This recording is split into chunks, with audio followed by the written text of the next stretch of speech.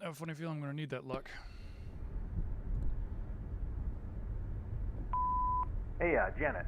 So the chief has entrusted you with my assignment, hey? I hope it didn't interfere with your weekend plans. Anyway, he told me to call you and fill you in on it. You remember the murder that happened a few years back that was never solved? The one at Paynes Creek where the ex-mayor's wife was killed? Well, the property's being auctioned off soon, so we don't have much time to dig up anything that's relevant to the case. So, see what you can find. Hopefully it'll be something worth publishing. Anyway, take care. I'll see you on Monday. Bye.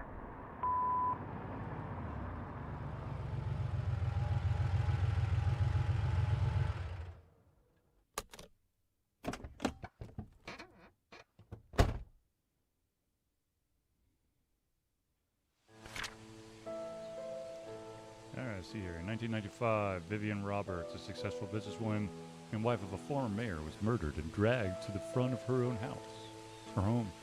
The case was never solved and the killer never found. It was rumored that a private investigator was in Paynes Creek sometime later, but there's nothing more on that.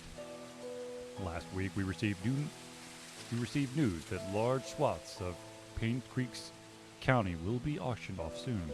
We would like to revisit this story and attempt to find out the following. Who killed Vivian Roberts? What was the motive? What was the murder weapon? Please submit your findings and a front page photograph for your story to be published. Richard Harris, Editor-in-Chief. Don't forget to bring your camera.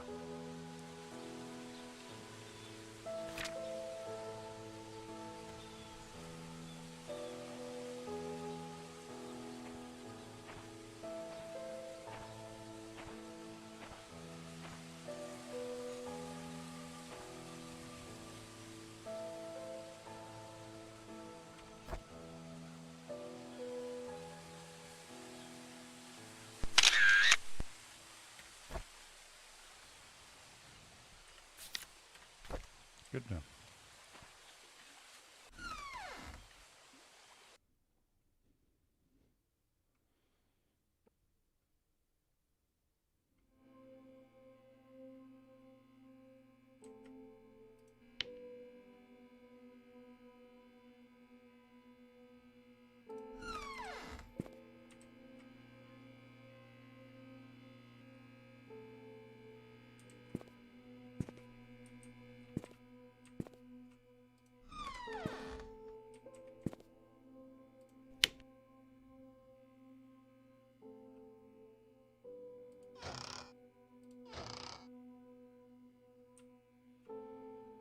Well, looks like we need to find a flashlight.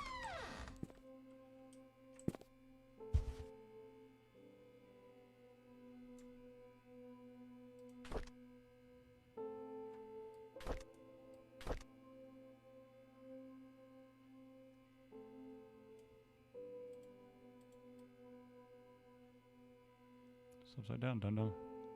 Can't read that.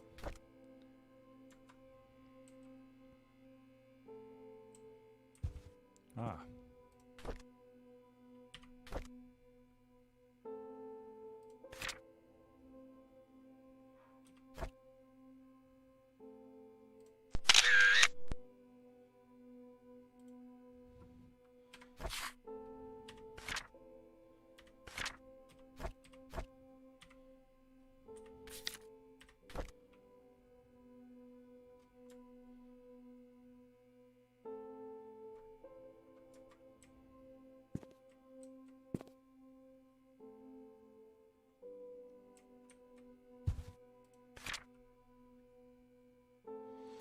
Scott Brooks, Paynes Creek Trinity Church pastor's son, suspected for killing Vivian Roberts. Witnesses reported seeing suspects fleeing from murder scene late night. The police apprehended Scott Brooks yesterday afternoon. He was residing at the Roberts hunting cabin by the trailhead. According to witnesses, who at this time has wished to remain anonymous, he was coming home late on July 19th at around 11:50 p.m. when he saw Scott walking very quickly away from the Roberts mansion, heading down Silver Lake. Although Scott looked upset, the witnesses did not think it was unusual until a few days later when he came across the newspaper article on Vivian Roberts' murder. Feeling uneasy about the whole situation, he called the police. Shortly after the call was made, the police arrived at Scott's cabin and questioned about his whereabouts the night Vivian died. Scott said he did meet her that night, but said he had nothing to do with her death. Scott was later brought down to the station for further questions. Continue on page 3. 4. Whatever. Okay, up.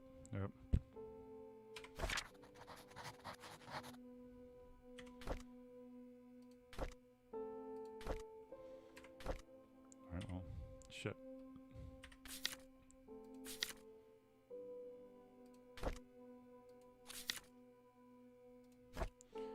I hope I have unlimited film.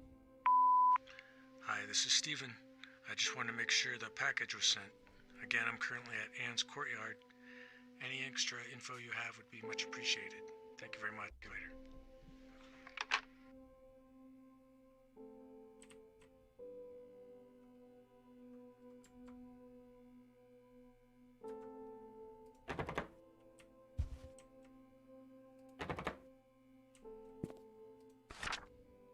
Dear Sheriff James Howard, due to the decreasing population of Paynes Creek County over the recent years, we have decided to delegate manpower elsewhere. This letter is to inform you that you have been reassigned to Grand County starting May 14, 1998. Please report to your office before May 12, 1998. Richard O'Connell.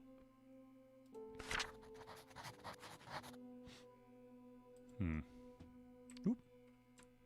Hello? And what do we have here? The desk key.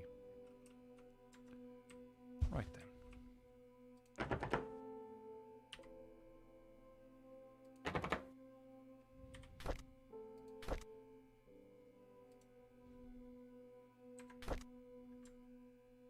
Ah, there you are.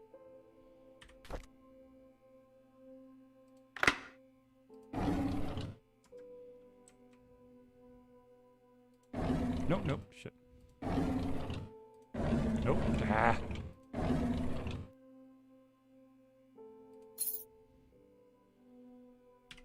Grab it.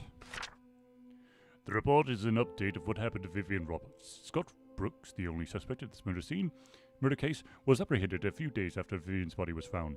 According to our investigation, someone saw Scott around 11:30 p.m. near the woods north of the mansion. 2 hunters were looking for more wood for their bonfire when they heard shouting. They witnessed Scott and Vivian arguing. However, they were too far to hear the content of the argument. 6 months prior to Vivian's death, Scott was fired from working at the mansion. She cited Scott for tardy work and rebellious behavior.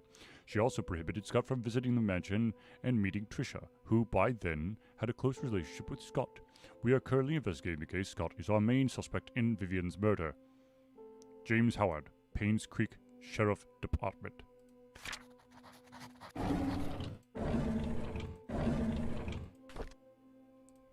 Nope. Vivian Roberts' funeral was held this afternoon. Bernard, the butler, Dorothy, the head servant, Derek, the family chauffeur, and his mum, Wanda, who is fighting cancer, attended. Vivian's husband, Charles, came with their daughter, Tricia. Charles did not utter a word. He was very quiet. Most of the town came and paid their respects at the funeral. Halfway through the ceremony, Tricia started to weep loudly. Dorothy brought her somewhere elsewhere, and the crying died down. I noticed that Dorothy looked tired. It must have been tough to take care of Tricia. She's been having multiple breakdowns. I can't blame her. With the loss of her brother, and with her boyfriend being accused as the killer, it must have taken a toll on her. I feel sorry for the whole family. The town of Paynes Creek is quickly becoming a ghost town. The population has decreased drastically over the years. Ever since the deaths occurred, it seems that more and more people are actively looking to leave the town. It's sad to see a once lively town become what it is now. It's been almost 6 months since Vivian was killed. Her death still bothers me. Why was she killed? What was the killer's motives? She was someone who had earned the love and respect of the community. No employee of hers, nor any citizen of Paynes Creek reaped any benefit from her passing. It doesn't make sense. Paynes Creek Community Hospital has officially closed. The remaining patients have been allocated to other hospitals that will provide suitable services for them. To be honest, it's hard to watch them leave. I wonder if the day will come when I will be reassigned somewhere else. I'm assuming that's the sheriff. Still no key to the thing, though.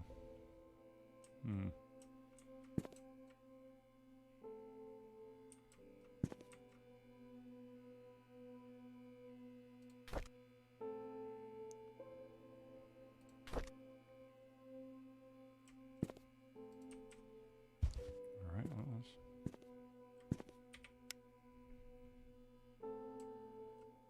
it's in the toilet. Just kidding.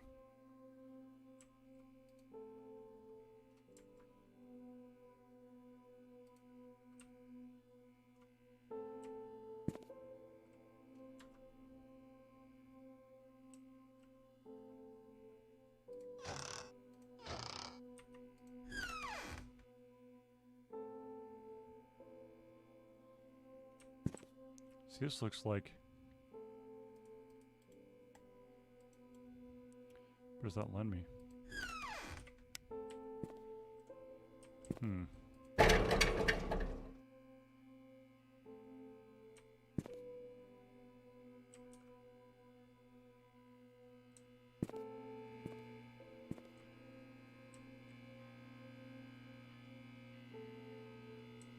Where the hell is the key to the cabinet?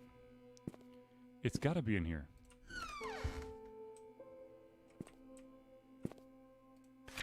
Missing. Joshua S. Taylor.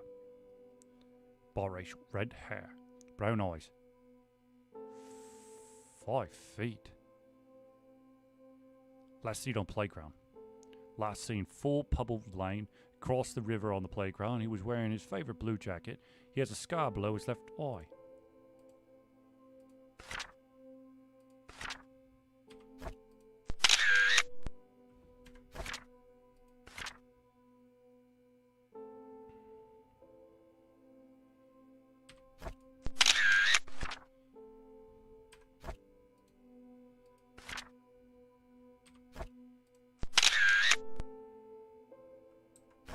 Wait. Vivian Roberts, successful businesswoman and wife of ex-mayor, found dead in front of her home. Third death to strike Paynes Creek in less than a year. Vivian Roberts, the wife of ex-mayor Charles Roberts, was found dead in front of her house at 1 Maple Drive, Paynes Creek. At 7:15 a.m., Marion Martinez, a maid currently working at the mansion, was retrieving the morning paper when she saw Vivian's body. She immediately called 911. The Paynes Creek Sheriff, James Howard, arrived shortly and the victim was pronounced dead. The time of death was estimated to be between 11 p.m. last night and 1 a.m. this morning. The body is currently at the coroner's office waiting for an autopsy. The people of Paynes Creek have started grieving for her. Candles and flowers were being placed at the gates in front of her home where she was found. Vivian was indeed a person whom many respected and adored. Her success in business, her loyalty to her family, and her love for the people of Paynes Creek are unsurpassed. You will be missed.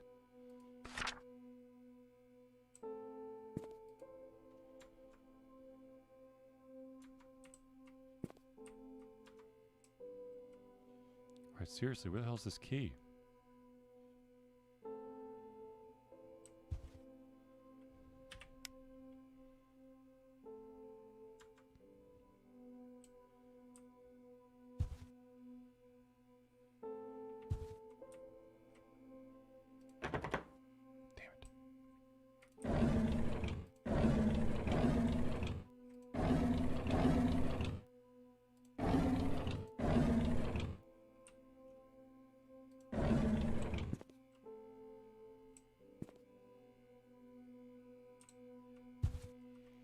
Why this book?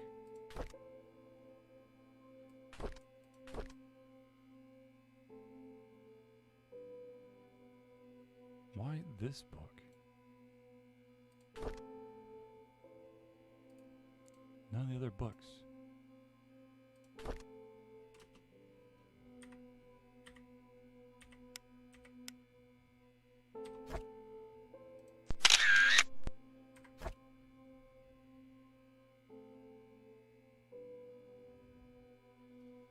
Wish there was a way to open the damn thing.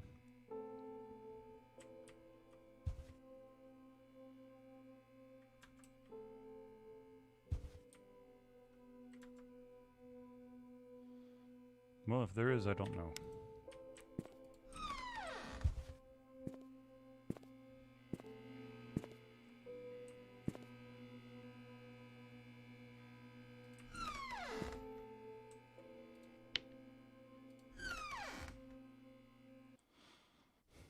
Hmm.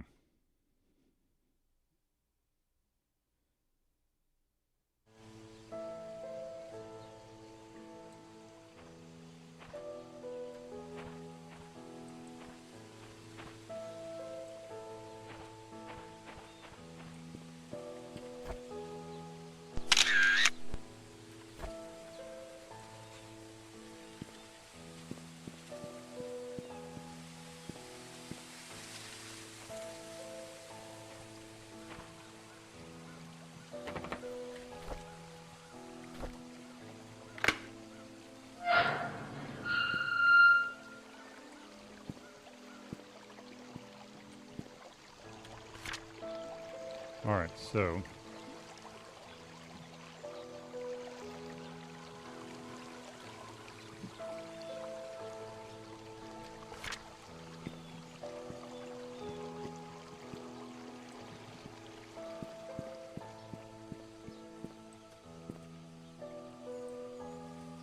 Number 3 is closed.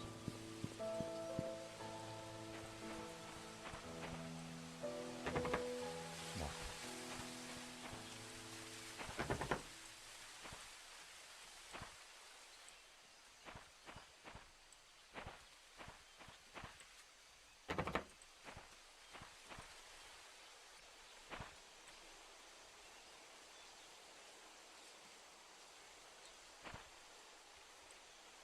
Nothing.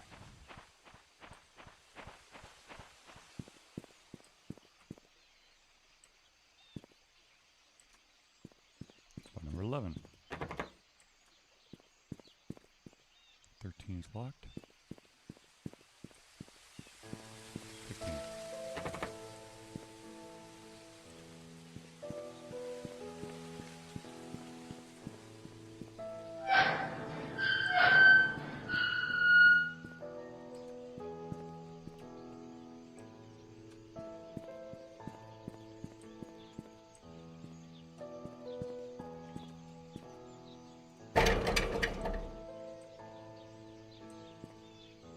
Yeah, it's right.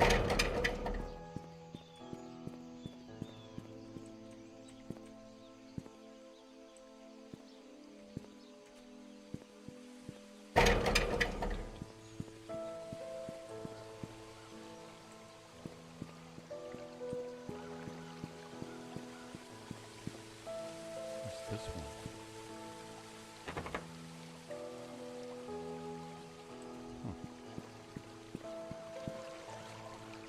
Where can I go fishing? Nope.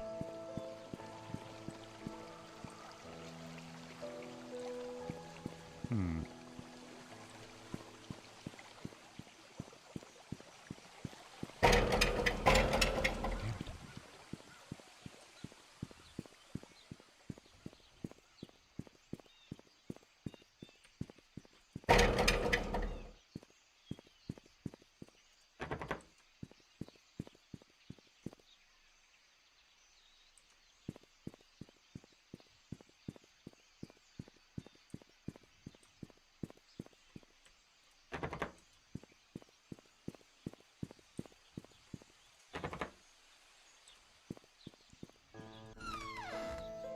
Well.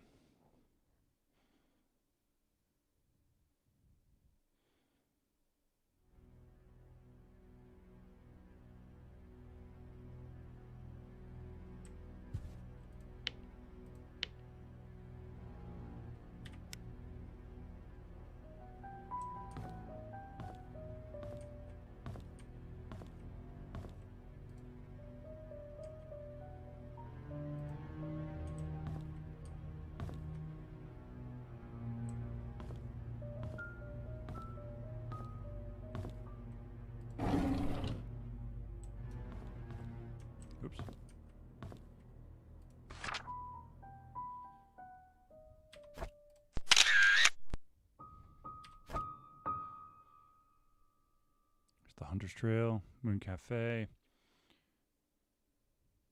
the Sheriff's Office, Crab Island, Oak Creek. All right.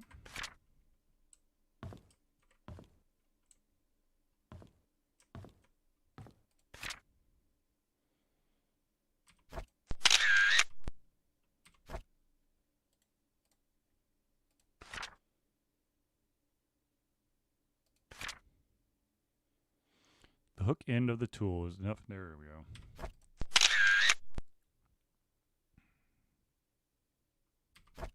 I just gotta find a Slim Jim.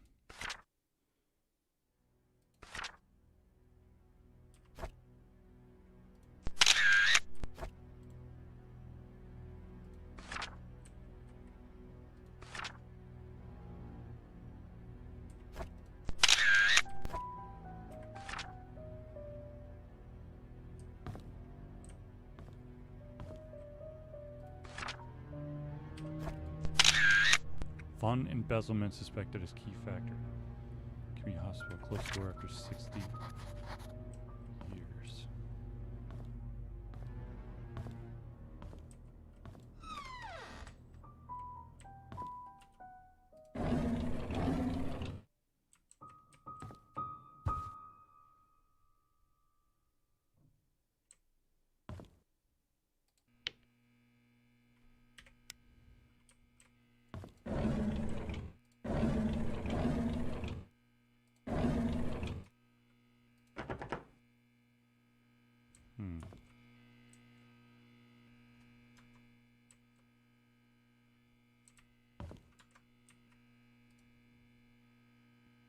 Great.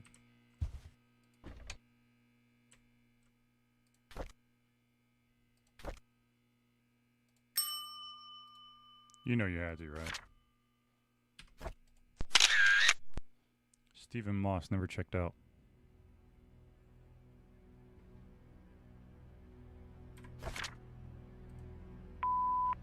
Hi, this is Oliver Gibson. I just wanted to thank you for letting me borrow your toolbox and shovel. I'm currently out of town for a few days, and I didn't get the chance to return it yet.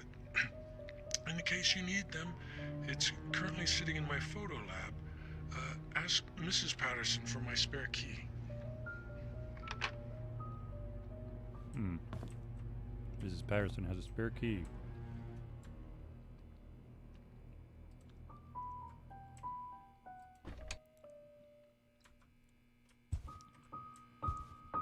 Oh. Here's the key that you requested. 7 Black Pine Road. 7 Black Pine Road, huh?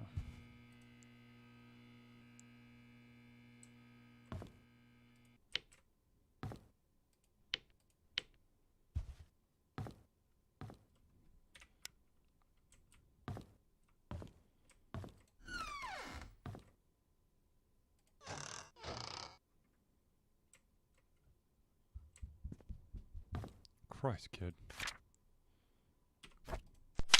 Here's some of our usual customers. You might want to memorize them. Church, Photo Lab, Robert's Estate, Mr. Morris's house, Mrs. Hall's house.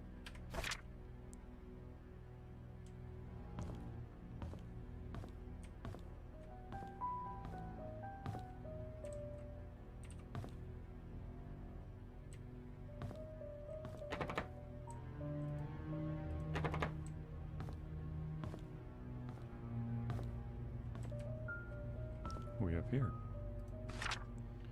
Dear Stephen M., thank you for your rent payment as stated on the rental agreement. However, when rent payments are not received by April 4th, you must pay an additional rent because of the late charge due or because you did not qualify for rent discount. The required additional amount is not included in your payment and is therefore now due. Please send an additional required rent amount of $85 at once to bring your credit balance up to date and remove it from the delinquent list. This amount must be paid within 7 days from the date of this notice. Thank you for your prompt cooperation. Sincerely, Rosalie P. Rosalie P.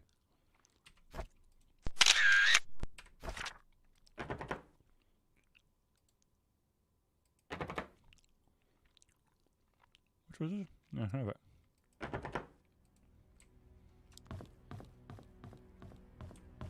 Alright, but there's no keys to the damn thing. Something that I saw. However, 7 Black Pine Road. Let's go find 7 Black Pine Road. Shall we?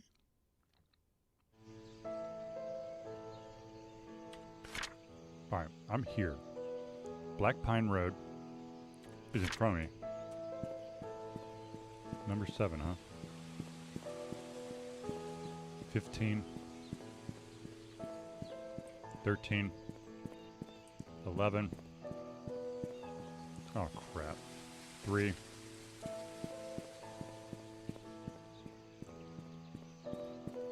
It's one on the other side of the building.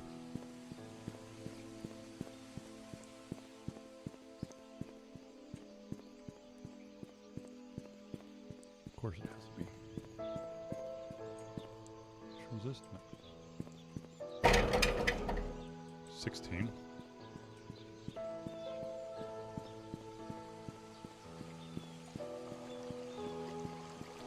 9. 7.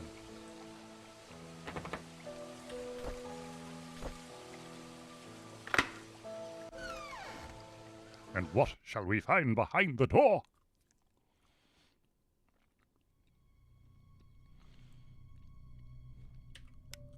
Oh shit, I was walking around outside with a flashlight on. Brilliant, dum-dum.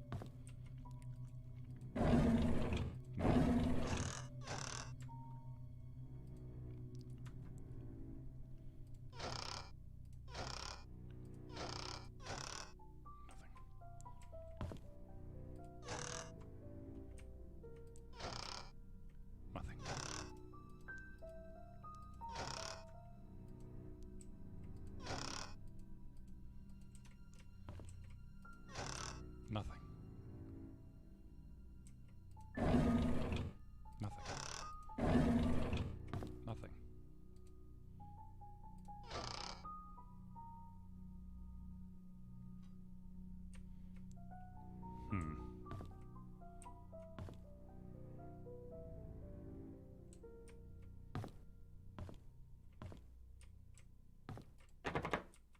Seriously? The door's jammed. I'm gonna guess house fire.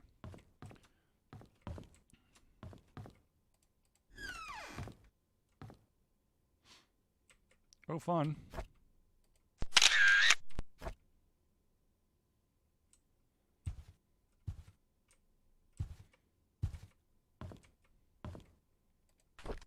Diary. I hate to admit it, but Scott is a good kid. He's hardworking, takes care of me when I'm drunk, and he's a man of his word. I'm starting to like him. Did I see her again? How can it be? Why doesn't the medication work anymore? Did he give me cheap pills? No, that can't be. He's as guilty as I am. We're all in it together. He can't abandon me. They can't abandon me.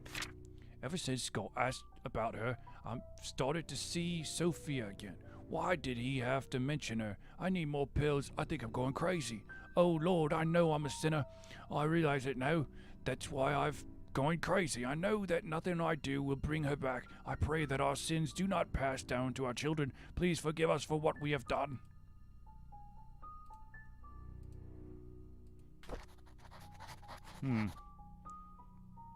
Andrew Reed's story. There's that damn book again. Holy shit. Yeah, that's some pills.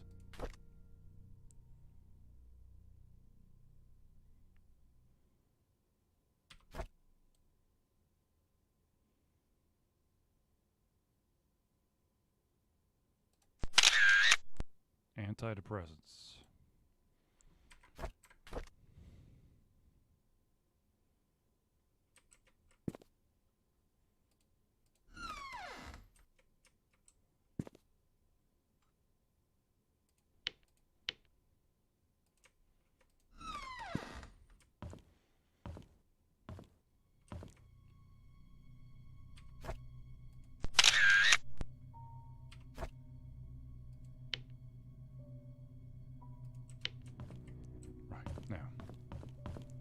stairs. Let's see if we can't open this door. Oh yeah, it's a fire. Ooh, and there's a safe. What we got here? We got a hit flask and... Dear Daniel, how have you been, my son? It has been a while since I last wrote to you. I am getting much better now. Dr. Johnson has assured me that I'm recovering well. I'm now working full-time at the mansion. The hallucinations are gone. There are just 2 more checkups to do and I'll be done with rehab. How's Mom doing? Is she still working at that restaurant? I hope she spends enough time with you. I don't blame her for leaving and I wish I could be there for you. I'm sorry things turned out this way. Please forgive me. I have been saving my money and plan to...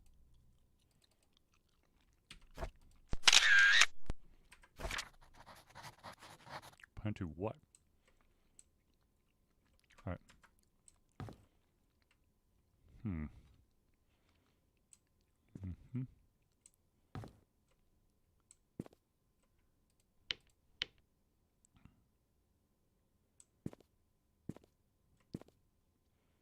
Right then.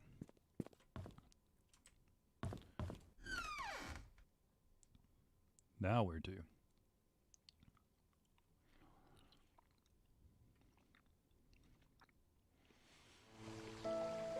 Who the fuck is that?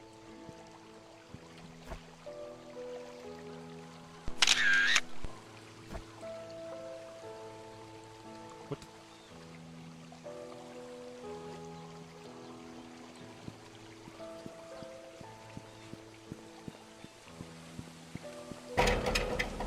Shit.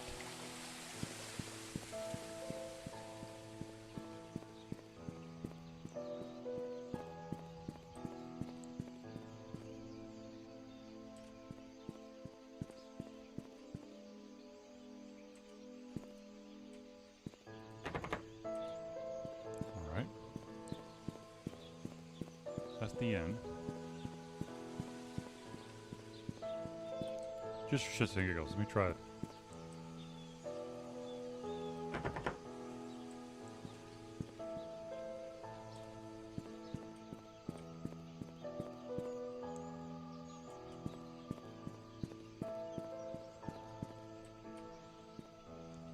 Turn off the damn flashlight, you putz.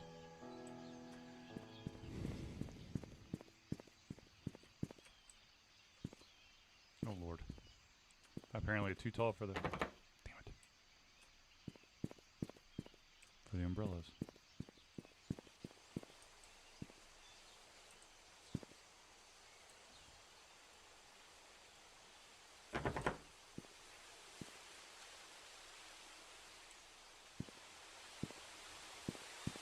Okay, if that's the bookstore.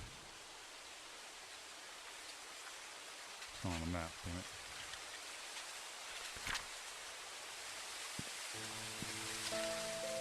Get up. Right here, number 16. Look at those locks.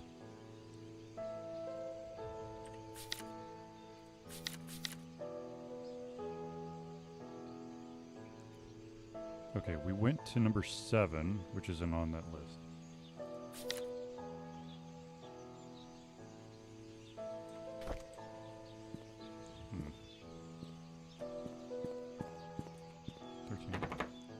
Did I get back on?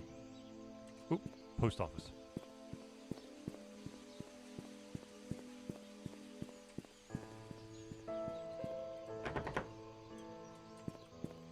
There's the post office.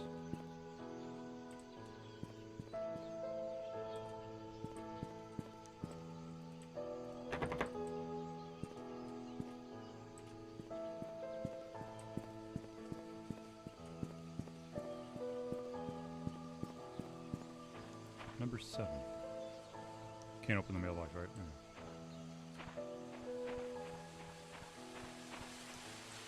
Public hunting area. Trail closed. Can't go. Okay.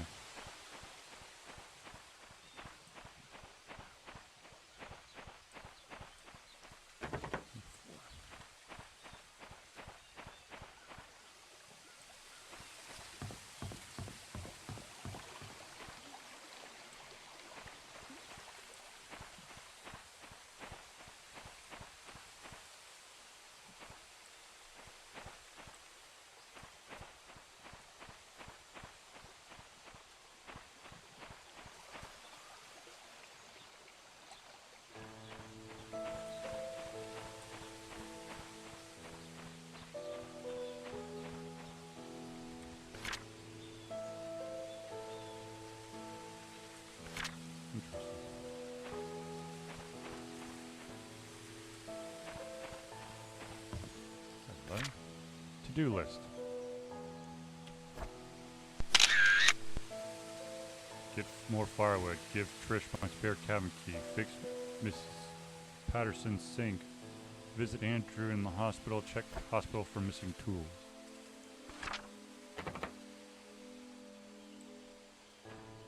Alright, Trish has got the spare. What the hell that is? Could be at the mansion.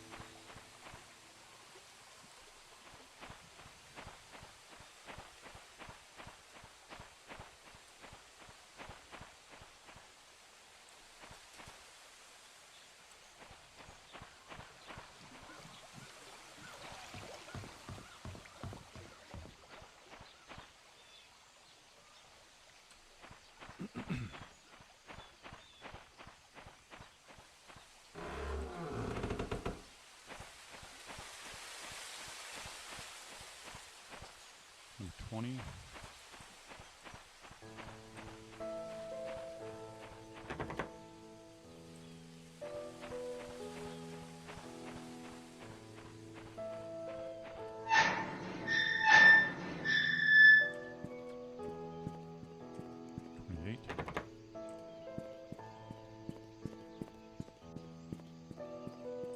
There's the cafe.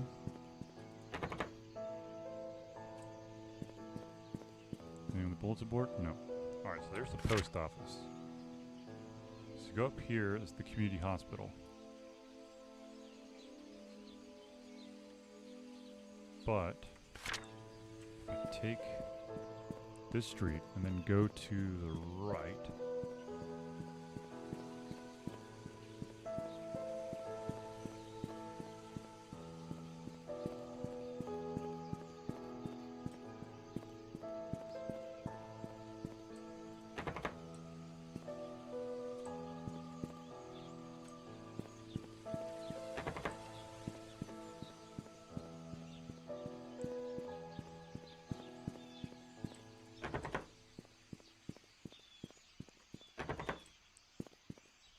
how do I get in here?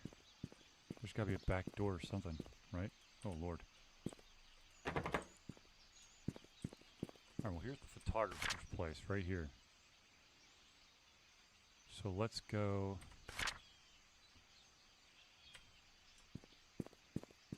Let's try to go to the mansion.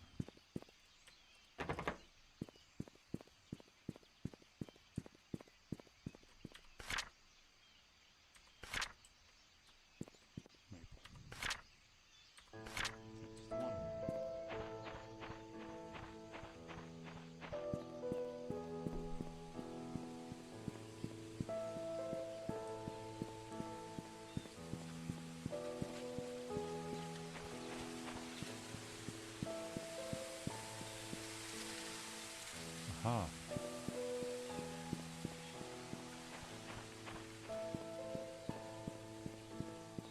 Chances are I'll need a key for this, and I don't have it. Never mind. I don't. It's open.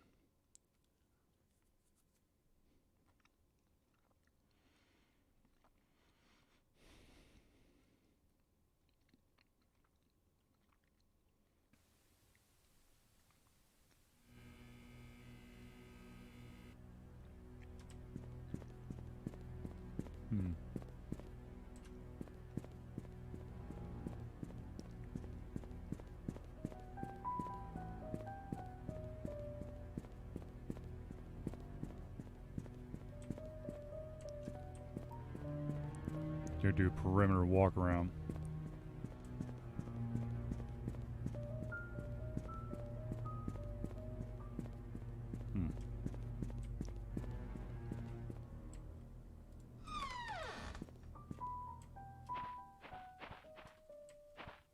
The hell? Is that wine again in it? Yep.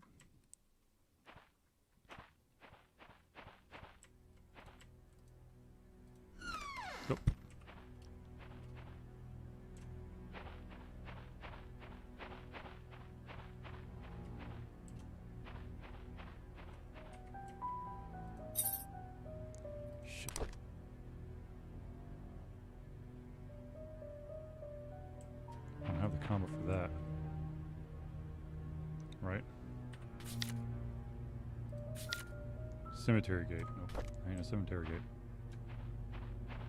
Last time I checked. What do we have here?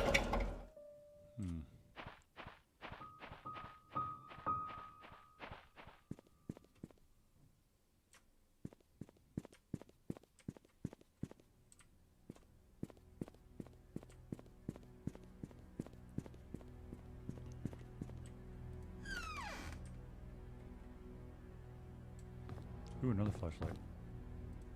You already have one. Hello? Dr. Henry Johnson found drowned in vehicle at the bottom of Cherry Creek Lake. Body submerged in water for as long as 15 days. A burgundy car was found at bottom of Cherry Creek Lake yesterday afternoon. A swimmer who chose to remain anonymous said he was diving in the lake when he saw what appeared to be a red car glittering at the bottom of the lake. He swam toward the vehicle and was shocked to see a body in the driver's seat. He quickly called the police. 3 hours later, the vehicle was pulled out of the lake and the body was identified as Dr. Henry Johnson. Based on the police report, the body has been in the water between 10 to 15 days. Paynes Creek Community Hospital confirms that Dr. Johnson last checked in on June 28, 1995. The hospital staff assumed he had left Paynes Creek for business purposes, which Dr. Johnson was known to do rather privately. No missing person report. Continuing on page 5.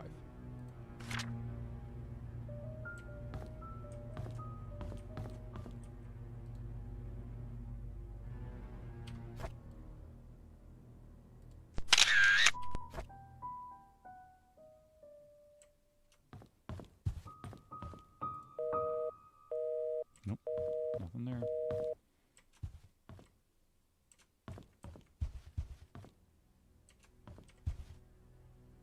Trisha, darling, baby, I'm home. There we go.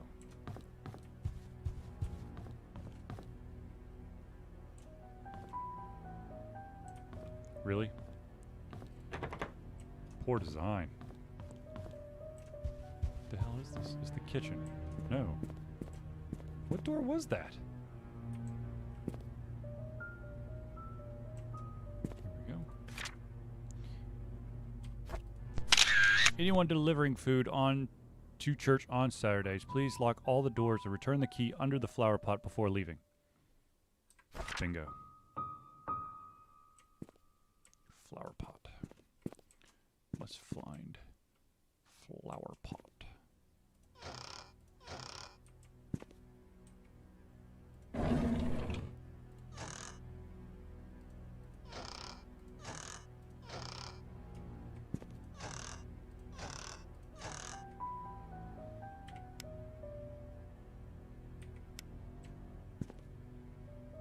Savoy tray.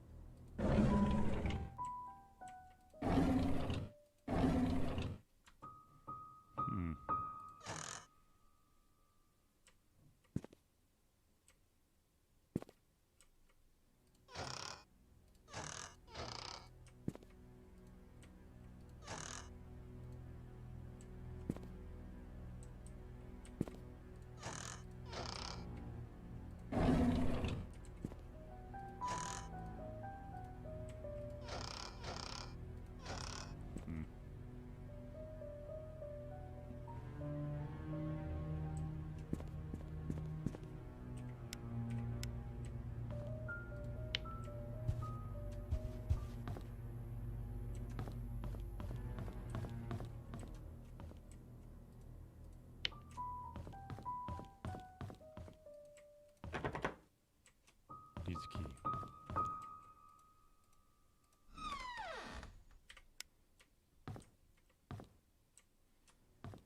Back staircase?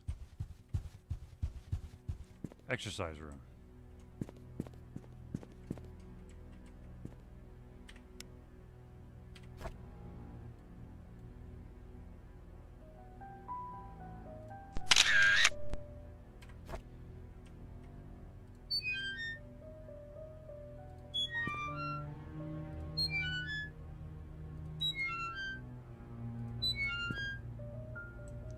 Hello? What do we have here?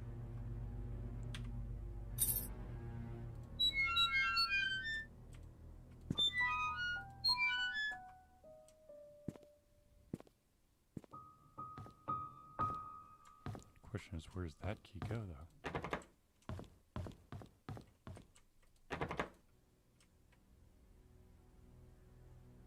I forgot to return the servant room key in time, so I left the key in the kitchen drawer.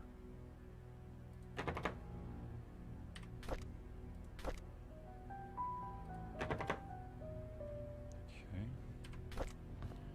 Kitchen drawer.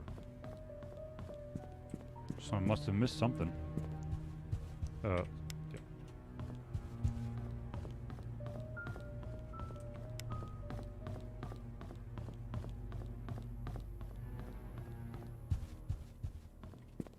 Kitchen drawer. Kitchen drawer. That one. Kitchen drawer.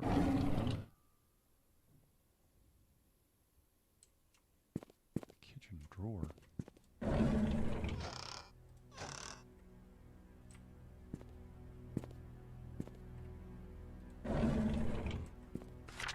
Shopping list of Trish's birthday.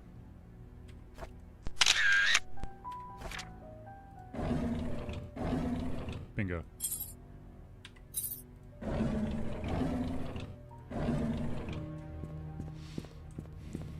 Now. Back upstairs. Wait a minute.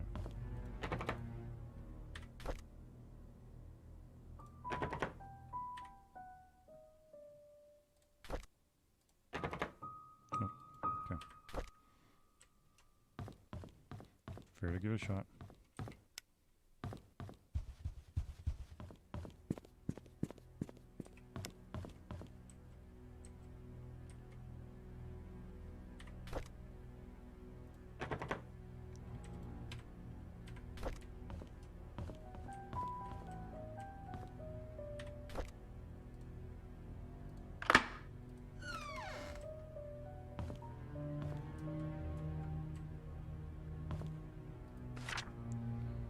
I need to report Scott to Bernard. His suspicious acts are getting out of hand. Today I saw him peeking into Mr. and Mrs. Roberts' room from the window. He's been told many times not to do that.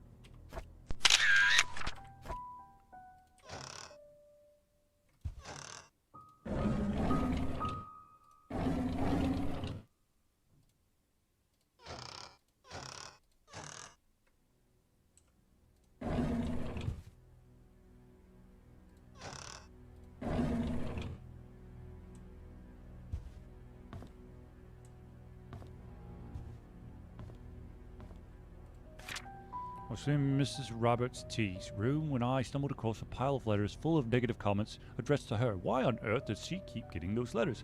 She, more than anybody in this town, doesn't deserve to be attacked by these faceless cowards. These people cannot see the positive impact she has made for this community. It's not her fault that her business deals can't please everyone. Who the hell is M?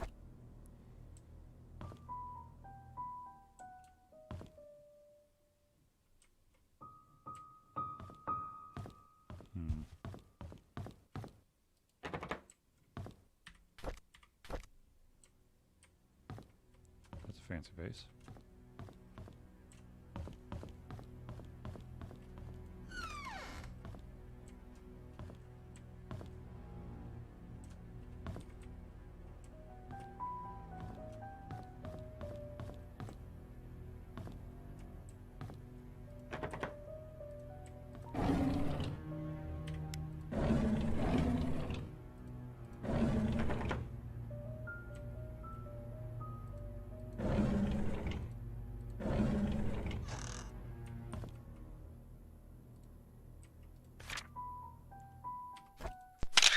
"20 years later, Payne's Creek still honors the lives of coal mine workers. Despite shock and pain, it was a tragedy that united everyone. 20 years ago, 6 members of this village, together with 13 others from towns of Hillsdale and Old Creek, perished in one of the coal mine demolition programs. The coal mine belonged to the Roberts Mining Company. Vivian Roberts, who had just married into Roberts' family, started a fundraiser fundraising event that raised $96,000, contributing to $24,000 from her own company. A total of $120,000 was compensated to the 6 families. This is a very small sum compared to what those families lost. No amount of money can replace their loved ones. Vivian told the press, "What we can do, however, is provide them with whatever help they may need, and for those who have helped financially, the Roberts family thanks you." The words not only comforted those families.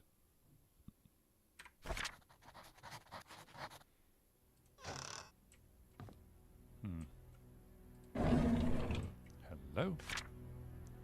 Bill.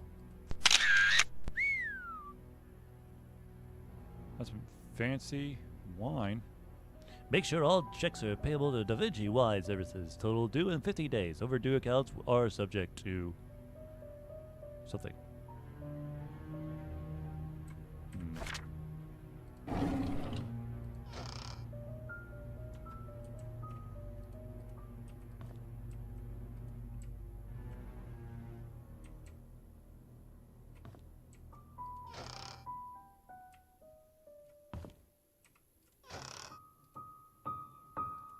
Okay, so the Da Vinci wine. Okay, so the Da Vinci wine.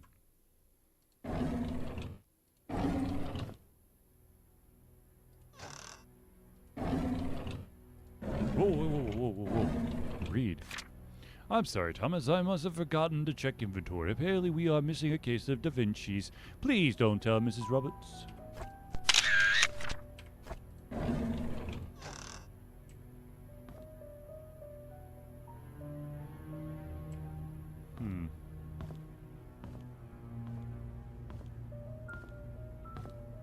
Hello?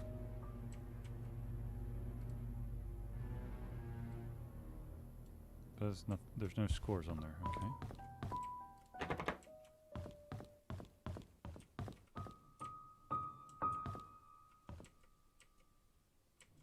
Well. To-do list. Laundry duty today. Clean out the attic. Water the plants. Book Mrs. Roberts' appointments. Wash the windows. Where this M is, they're everywhere.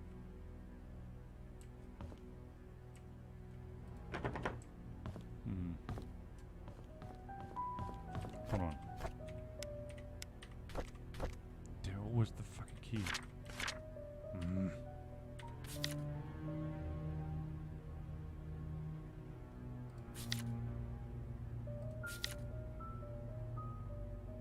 Mary Martinez. Mary.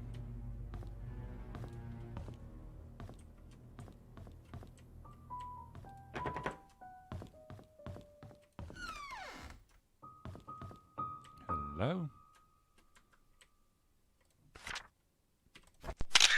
Notes for Vivian's tea schedule. Tea time at 3:20 on the dot. Use the flower pattern cup for Mondays. Gold line cups are for guests. Use half a cup of milk. Always leave sugar on the side. Never interrupt unless she calls for you. She seems quite bossy.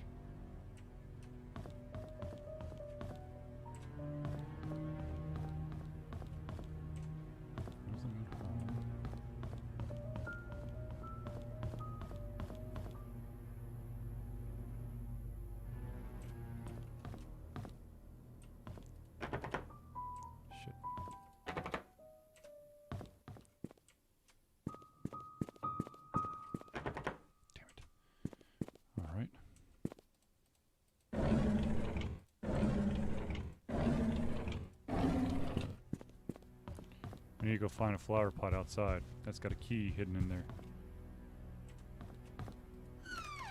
Hello? Laundry room.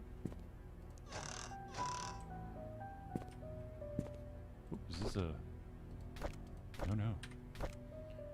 I've been here for almost 3 months. Everyone treats me well. Most of the workers have been here for a long time, some as long as 30 years. Dorothy is probably the oldest maid here. She's very nice and is responsible for taking care of all the maids. She's always giving me snacks.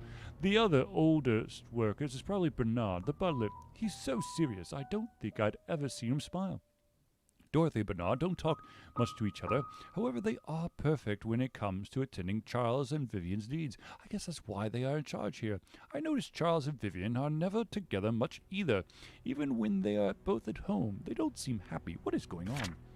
Vivian was passing by when I broke the vase. I must have been really nervous because I stood there for God knows how long. I thought she would scold me or even fire me. Instead, Vivian invited me to have tea with her. She asked about my parents and what I wanted to do in the future. I told her I hoped to open my own deli someday. She said I could do anything if I set my mind to it and work really hard. Like me, she used to be poor. Now she's a successful businesswoman. I hope to be like her someday. Wanda is sick. I've heard she has cancer. It's been 2 months since I took over for her. Her son Derek stays with her whenever he's not driving for Charles. I feel so sorry for them. Luckily, Mr. Roberts helps with the financial needs. I pray she gets well soon. Andrew shouted at me for walking on the grass, though I was sure I didn't step on it this time. He's always drunk anyways. Scott told me to ignore him. I'm not sure how he could be so patient, always taking care of Andrew and covering his workload. I would have assumed that Scott was Andrew's son, if I had not known that Father Matthew adopted him many years ago. He's so nice and talented, not to mention handsome, if only he wasn't taken. Huh. Interesting. Nope. Nope. Hmm.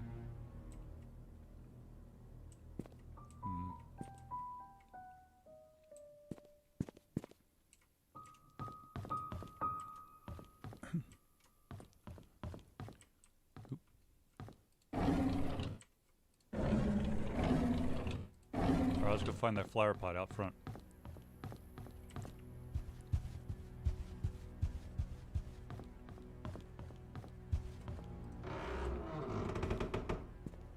Flower pot, flower pot, flower pot. Use on the side house? Flower pot, flower pot, flower pot.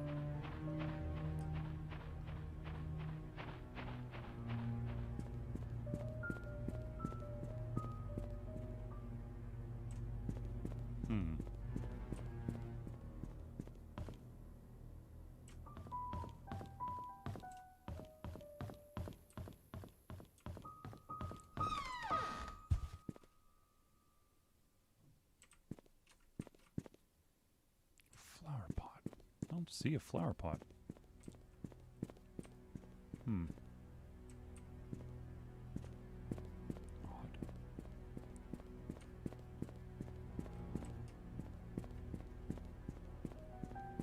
So you put the key under the flower pot. But where the hell's a flower pot? There's no flower pots out here.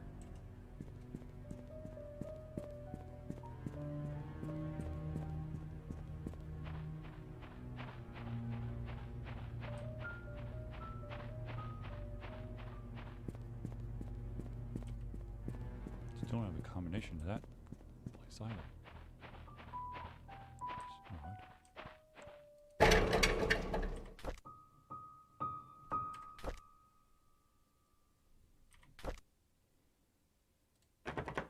Nope. What is this for? This is a house entry key. Found it in one of the lockers. House entry key, huh?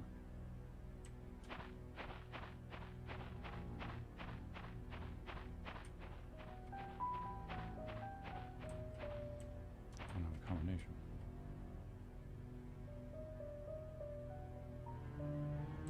Just find a damn combo somewhere.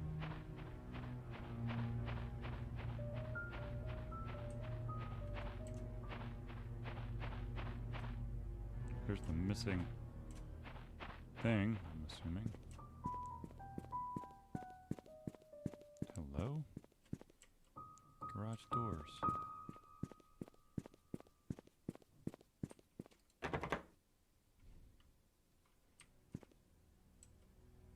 Bolted from the inside.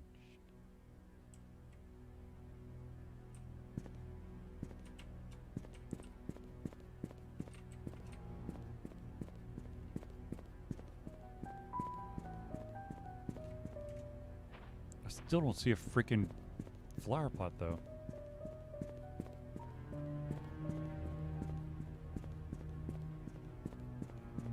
Where's Trish's room in this? Okay. What's that? Bunch of rewards.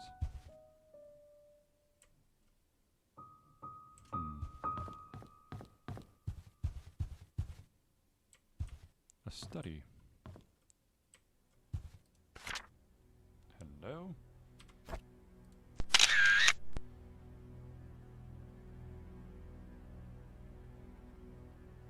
Trish's room.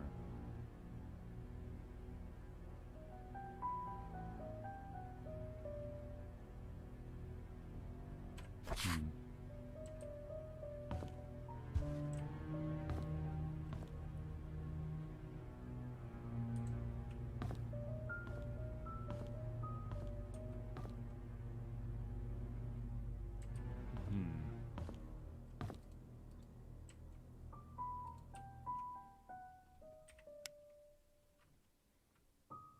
Yeah.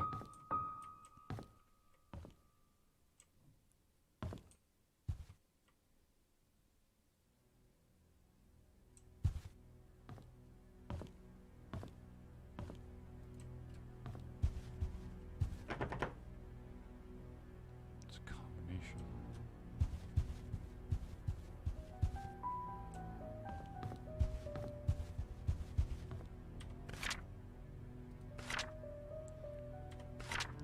Trish's room's right here.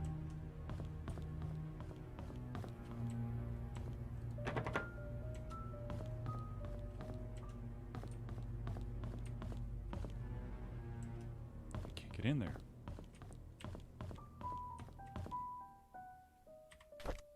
Pretty sure this is not gonna work. No.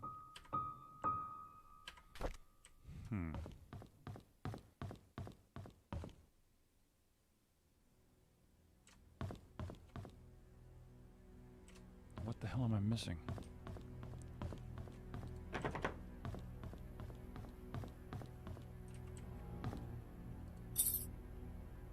I don't know what it is.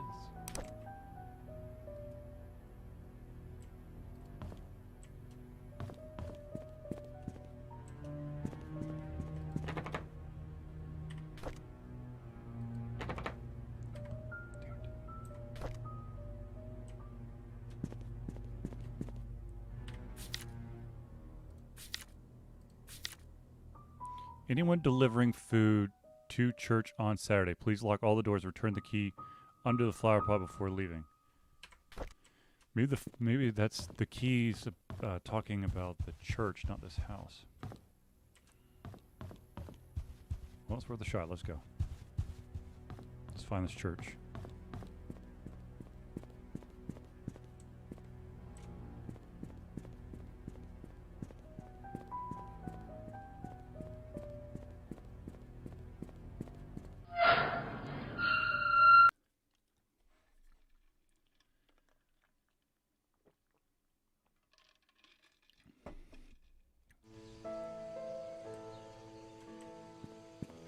Alright, if I'm at the... No, this one. Mansion.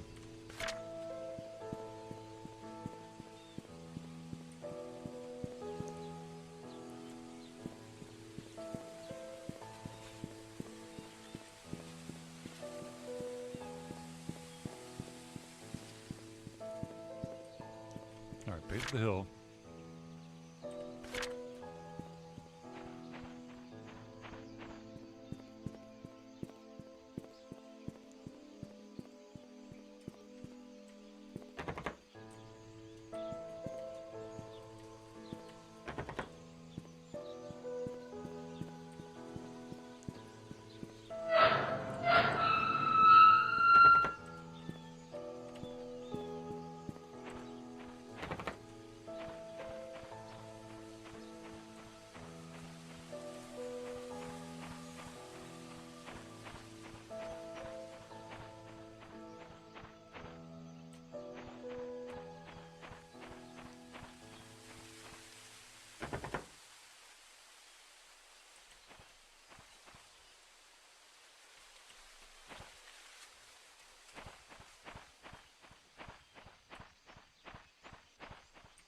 This is the church.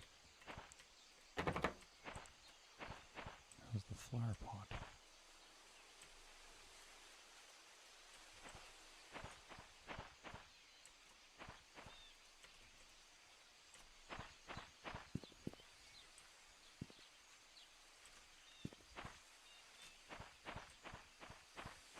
So which flower pot is it?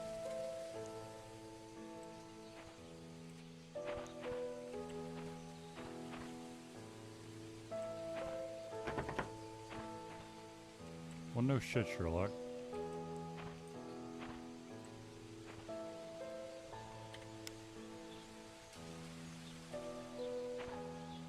There.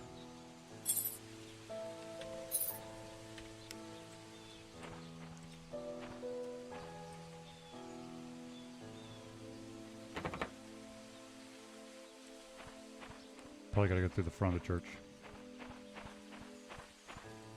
Gotcha.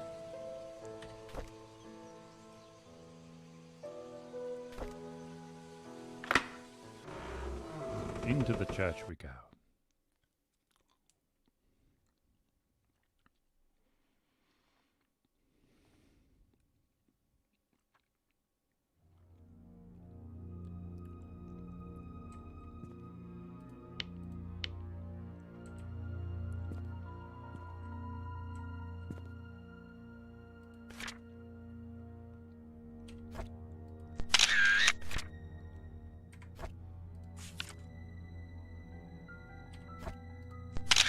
Scott Brooks.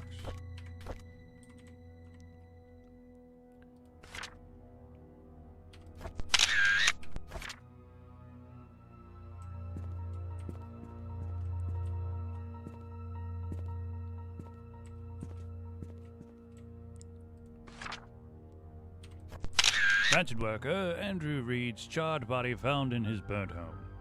At around 11:25 p.m. last night, a fire broke out on 7 Black Pine Road, Paynes Creek. Andrew Reed, the owner of the house, was found deceased with third-degree burns from head to toe. He was seated on the couch in the living room next to the fireplace where the fire likely started. The cause of the fire has not yet been determined, but the sight of alcoholic bottles on the floor suggests the carpet may have been soaked and helped increase whatever set the incident off. According to possible witnesses, Andrew was seen drunk last night when he was leaving Anne's Courtyard Inns and Suite. Police found bottles of empty vodka in the living room next to the fireplace. No foul play is detected at this moment. Andrew Reed, a gardener and handyman for the Roberts family for more than 2 decades, has a wife and a son who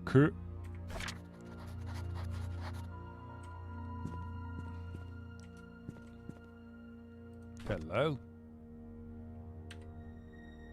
It's the Bible. Yes, I have. Hello?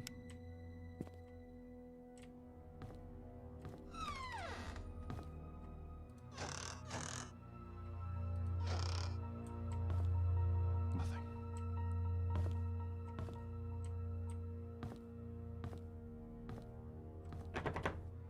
Damn it.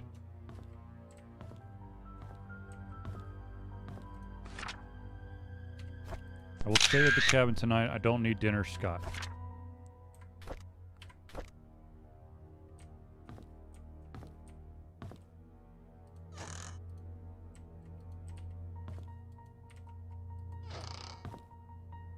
Cereal.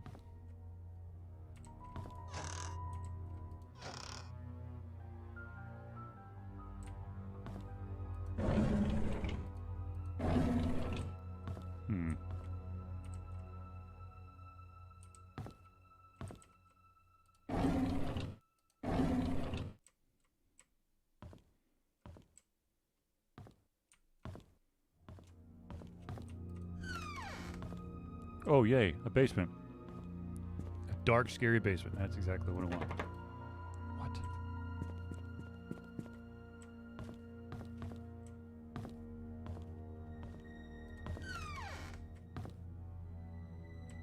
Perhaps Scott's room? Let's see what we have here. A diary. Father Matthew picked me up from the orphanage today. He said I will be staying with him for now, and I can call him Dad if that's okay with me. On Monday, he will bring me to sign something. He says that after the signing, my name is not just Scott, but Scott Brooks. I'm so glad I now have a home. Father Matthew brought me to the attic today. There are so many wooden toys, and he made them all himself. He asked me to choose one that I liked. I chose the toy plane. It looked so cool. He says he could teach me carpentry when I'm a bit older. He even made a secret space for me in my room, so I could put my special treasures inside. I love Father Matthew. Look for the special room. The old boy...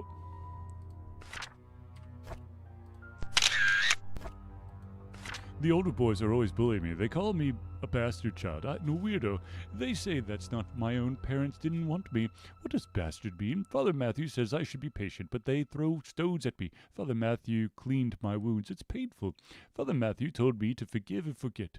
He said that they don't know what they're doing. I like Father Matthew, but I hate the boys. Trisha defended me today. The boy walked away when she said her dad was going to catch them and put them in jail. I want to be like Trisha's father. I want to be the next Charles Roberts. That way, no one will ever bully me. Derek is always there whenever Trisha invites me to play. He is 5 years older than me. He's like a bodyguard or something like that, and he's really good at drawing. He gave me one of his drawings today. He says he only gives drawings to friends. I wish I could draw like him. Maybe I can make a wooden toy car for his next birthday.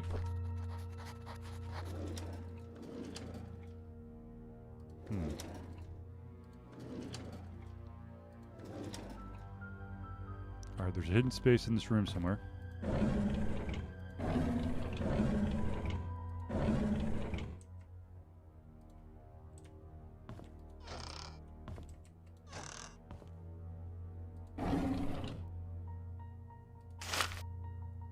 Son of a bitch. But I don't have a damn...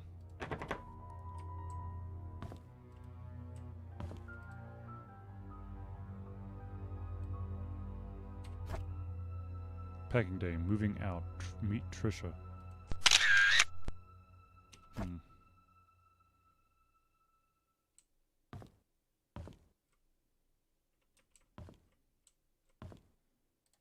Wish I knew what the numbers were.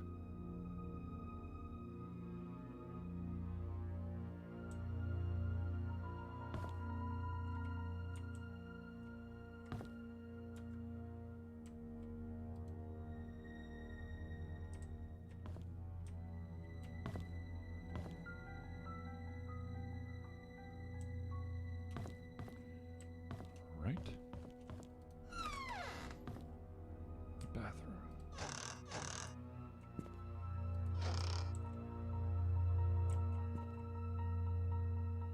Nope.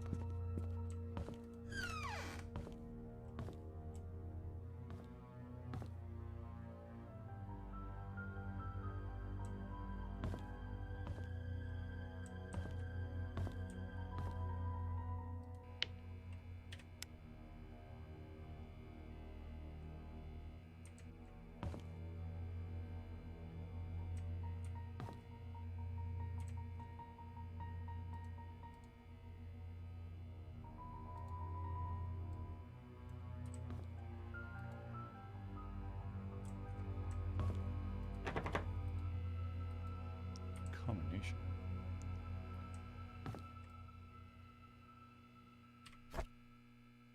Final court appearance. For what?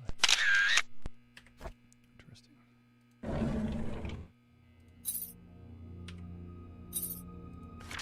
I return the tools back to the storage room.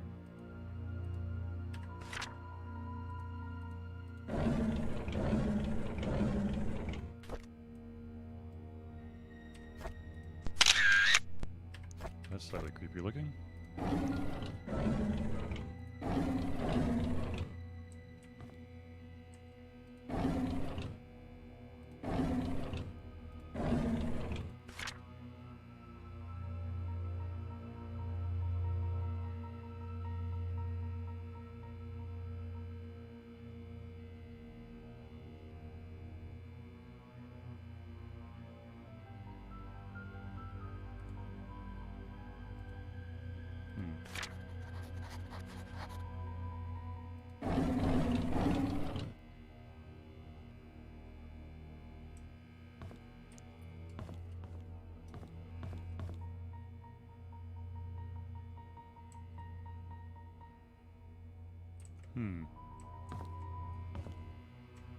Alright, so where's the storage room?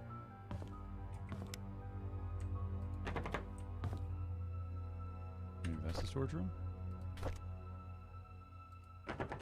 Nope.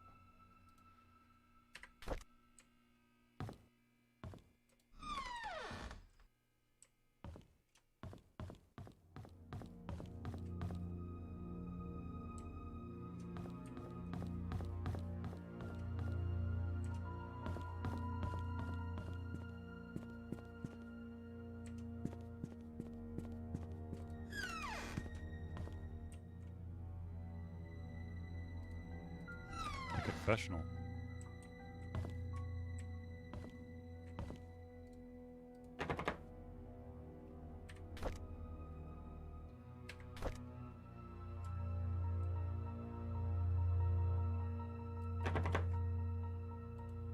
There's a lot of freaking combo.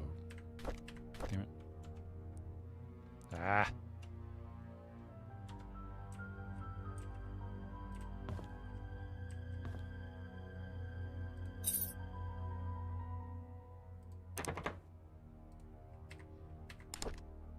Damn, there's a lot of shit to figure out.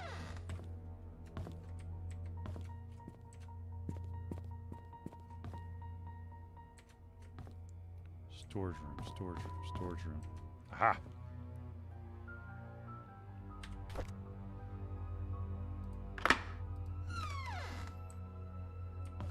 What's that say? Scotch things.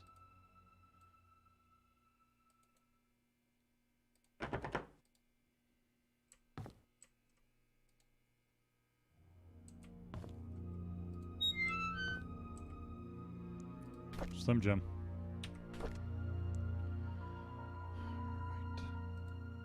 Right. Well, Slim Jim's not going to help with that. However, it will let me in that car.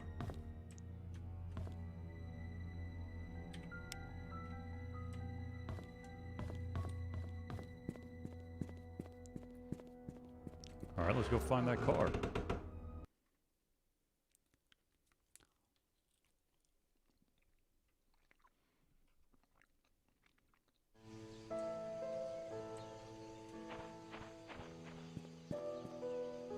Oh, there's a car.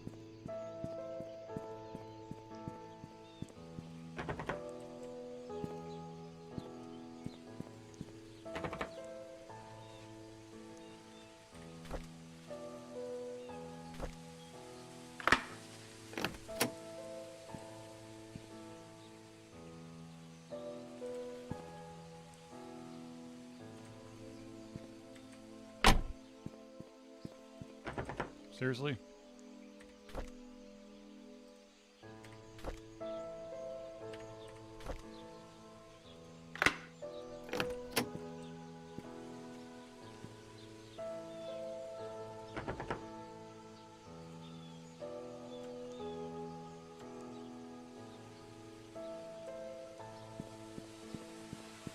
No, this is something I do have. Nope. 1131.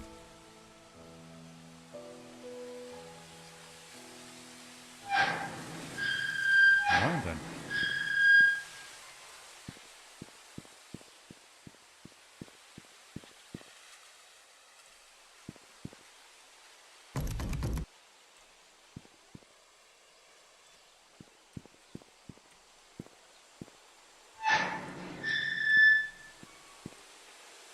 Magdalene Roberts.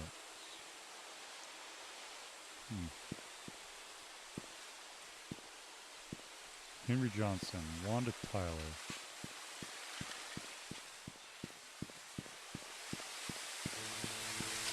Sarah Goldberg. Trisha Roberts. No, she don't know.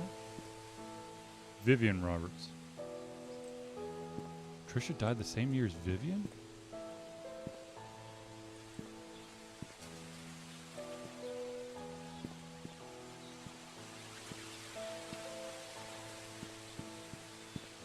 What's this one?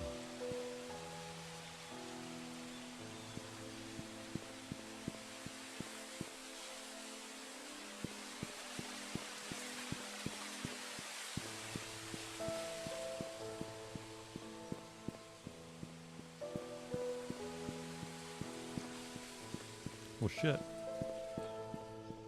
Oh, let's close this door.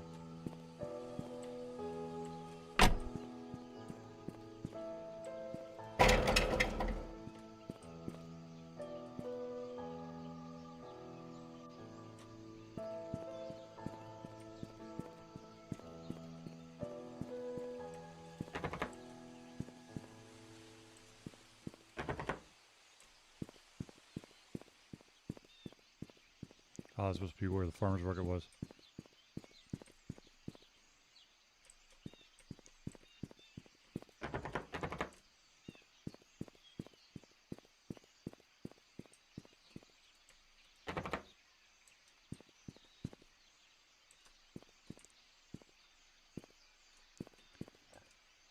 Excuse me.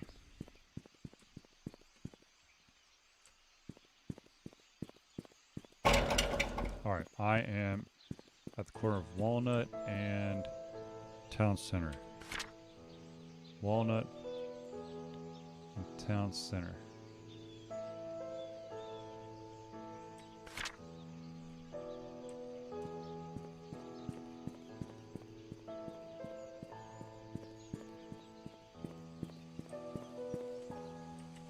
Other side.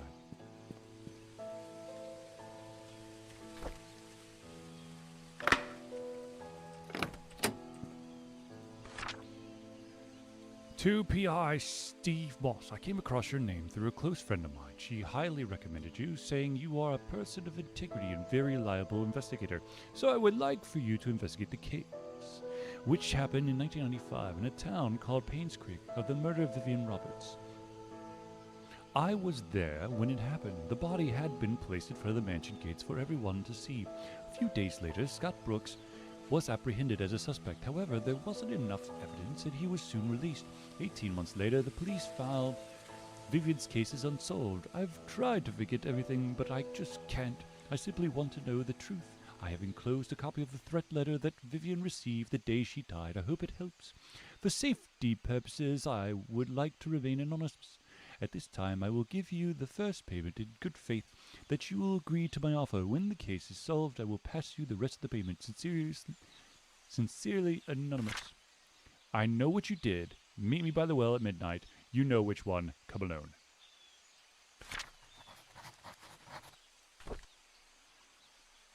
Stephen Moss.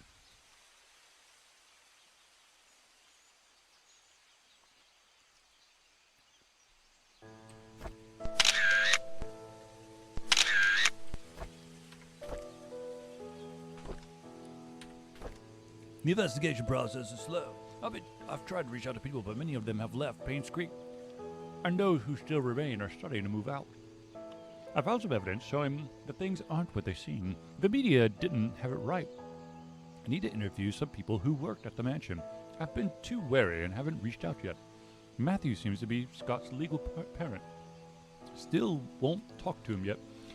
I'll have to visit St. Patrick's Orphanage tomorrow. It's a day drive from here. I know Scott found something there. There's something not quite right with all of this. Vivian married Charles in 1971. After the marriage, she became vice president of Roberts Mining Company. It went into a slump after the mining accident in 73, but her resilience to not give up led to a rebuilding the company from the ground up.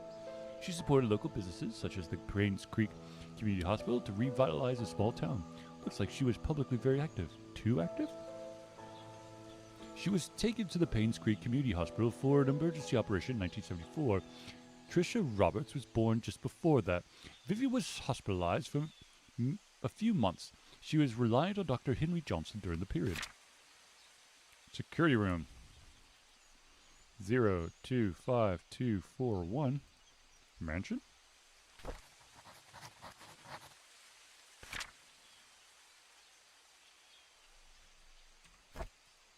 And who's this lovely lady?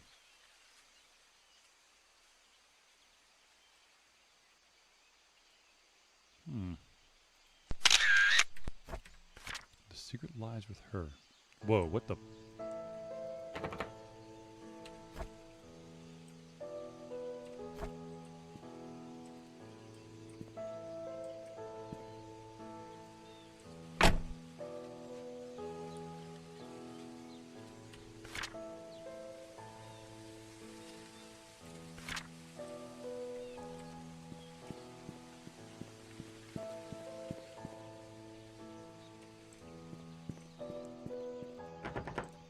I missed the bar specials.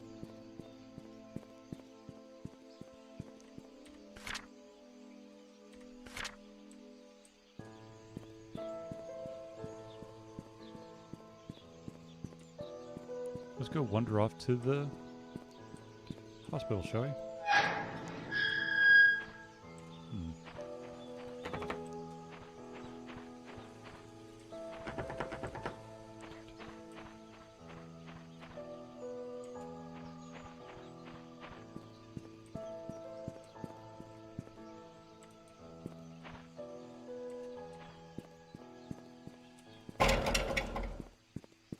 All too familiar sound at this point. This must be the place.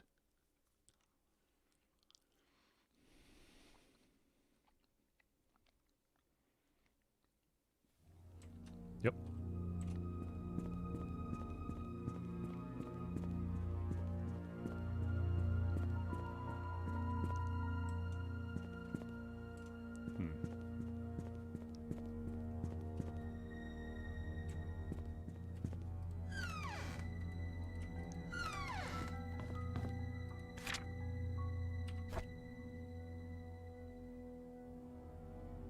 Matthew Brooks for Trisha Roberts. Matthew Brooks for Trisha Roberts.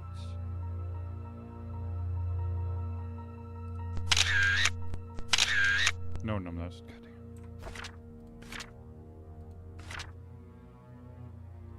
Matthew Brooks for Trisha Roberts.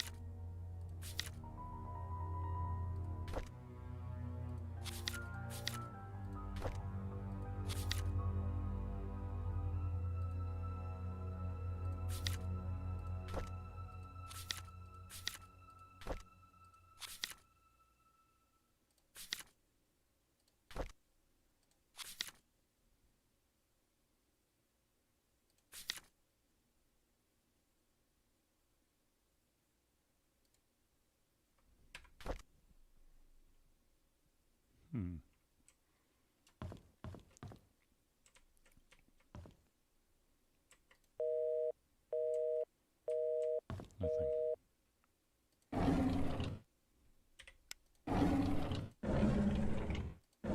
What's that? If Father Matthew forgets his key, place it under the flower pot next to the church. Yep.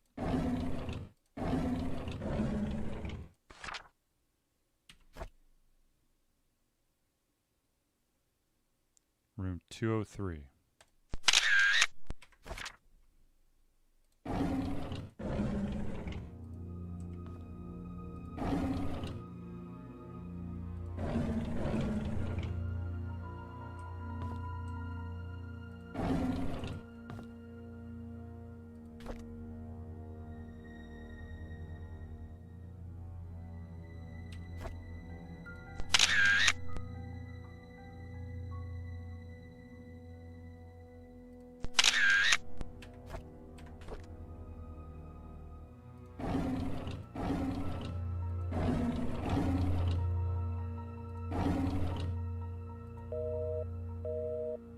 Nothing.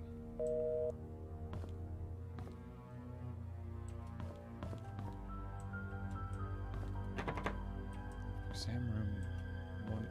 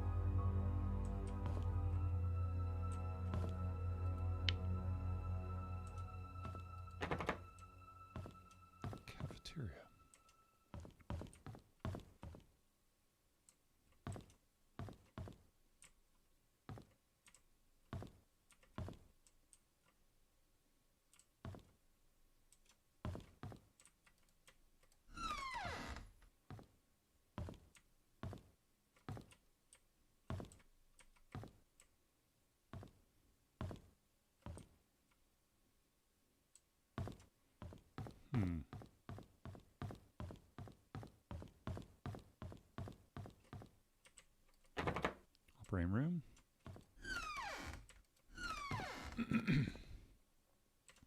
Back patio, I'm assuming.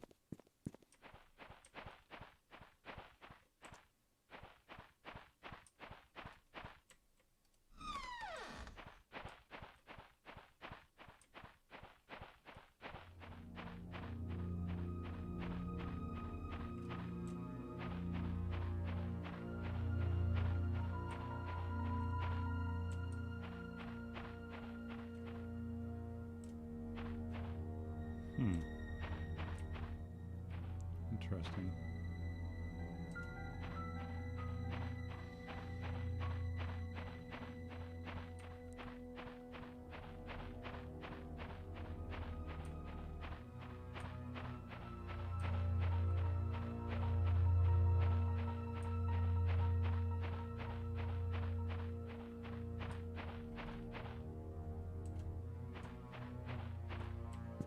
Damn it.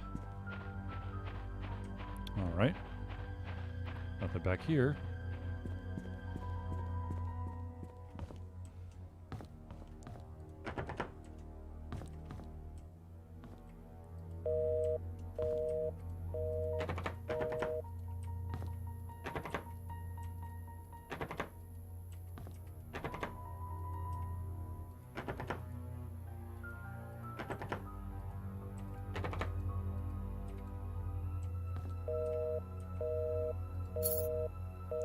Wanda Tyler.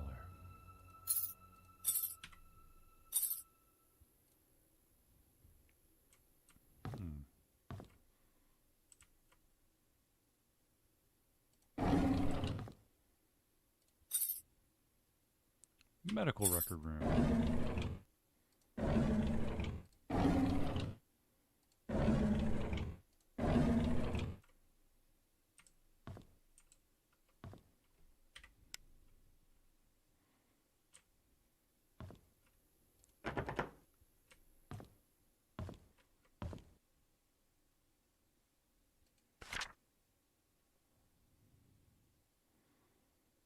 Said 203, right?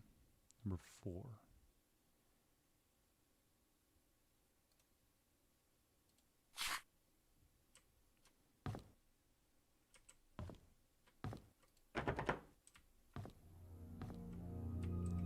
Room 102.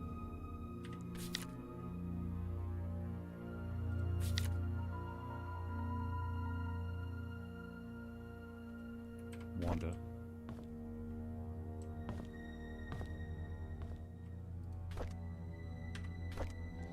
Derek visits me every day. Sometimes he smuggles the snacks that I like, knowing that I would never get them from the nurses. Other times he brings me flowers. They smell so wonderful. He knows that I love sensibility and reads me a chapter or two every time he's here. If he doesn't have to drive Charles for a few days, he stays past visiting hours and sleeps on the armchair, tending to my needs during the night and gives the nurses a break. He's such a good kid. My hair is falling off now. I really don't like the chemotherapy sessions. They make me throw up afterwards every time Derek visits me. It pains me to see him holding back his tears. I want to comfort him, saying that I'll get better, but my appearance betrays me. Sometimes I wonder if my life had any meaning at all, having mostly worked my whole life for Robert's family. What will people say at my funeral? Will Derek think of me as a mother who was always there for him? I could have done so much more if only there was more time.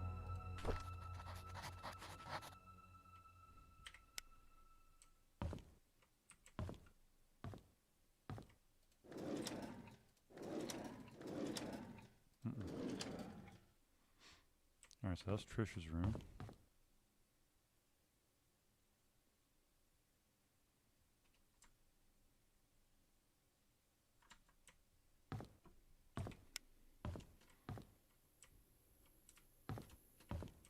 The restrooms?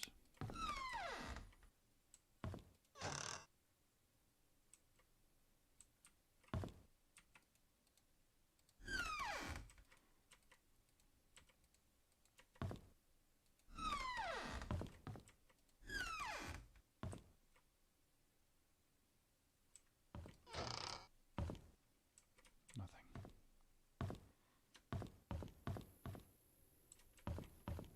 stairs.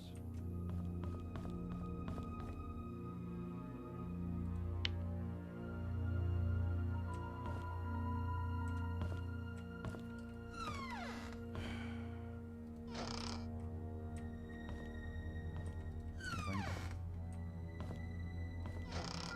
Nothing.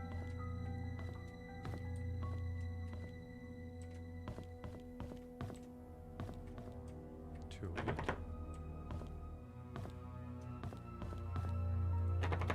207, 206.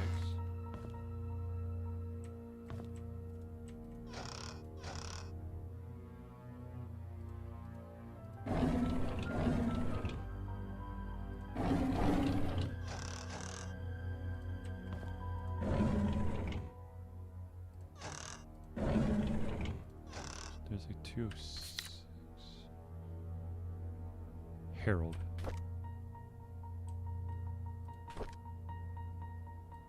Oh boy.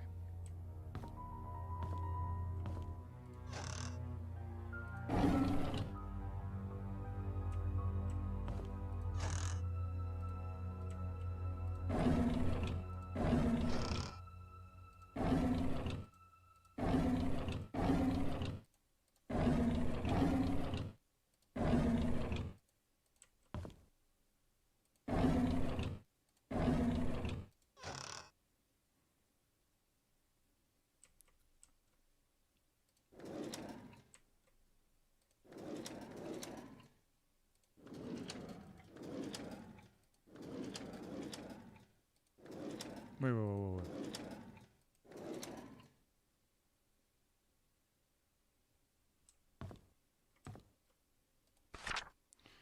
Dear Hannah, I heard from my mom. I heard from my mom that you are not feeling well and I have to be in the hospital from now on. So I wrote this letter to say I'm really sorry for what I said to you last time. I just wanted our time capsule to be perfect. When you get better, you can put anything you want in our time capsule and you can decide where we should bury it. I promise. I really hope you get well soon. I miss you. Please write back to me. P.S. You could pass your letter to your mom. She works at the hospital as a nurse. Nicole.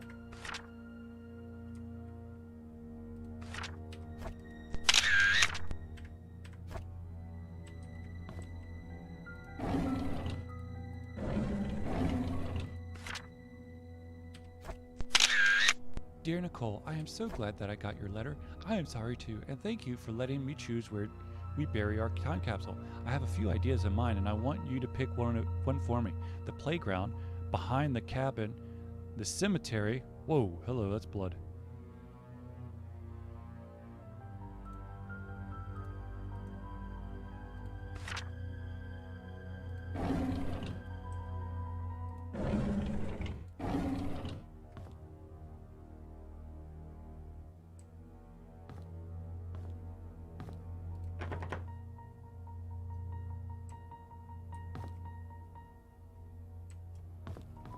All right. 205.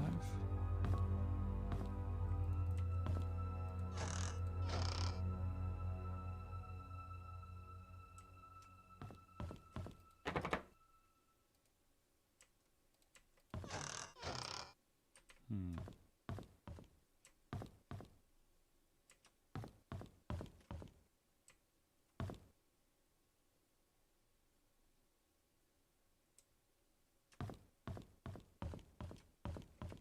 Two, 4, 203,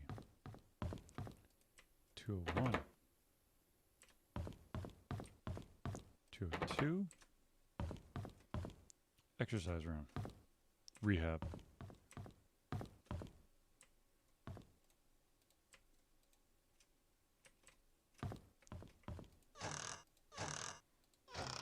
They love their audios, which is, I guess is their form of Cheerios.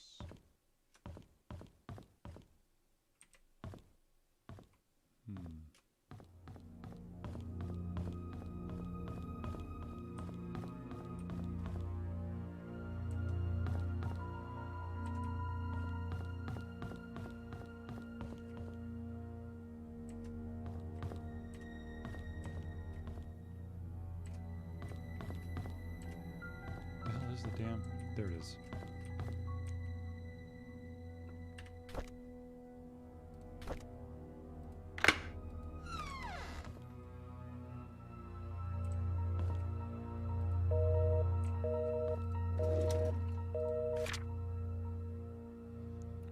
James Comley.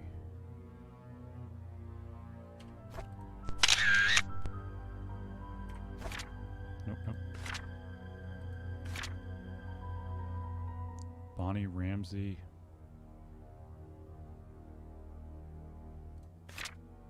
Andrew Reed.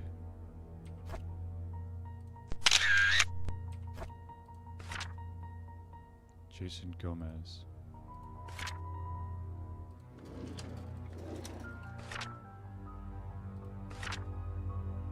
Marlon Fox. Rebecca Hunter.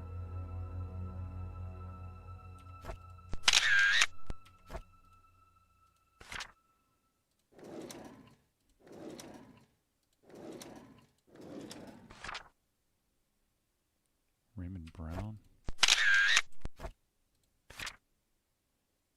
Raymond Brown. Wanda Tyler. 43 Silver Lane Boulevard.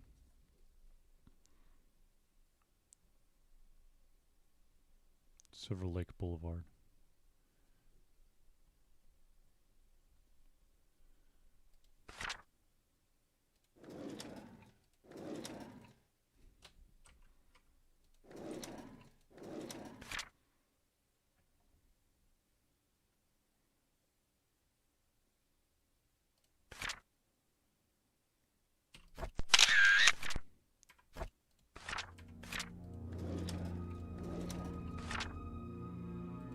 Bonnie Ramsey, Andrew Reed.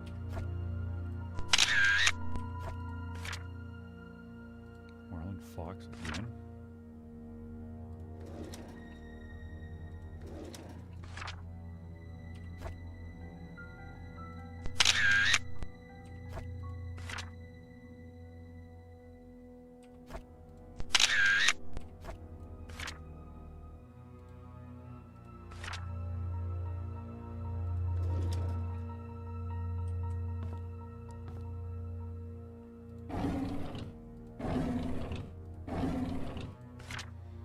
Somebody let Catherine know that I found her missing pin and I placed it in one of the drawers in the lobby. If she's wondering, I found it in the basement storage. She needs to take better care of her things.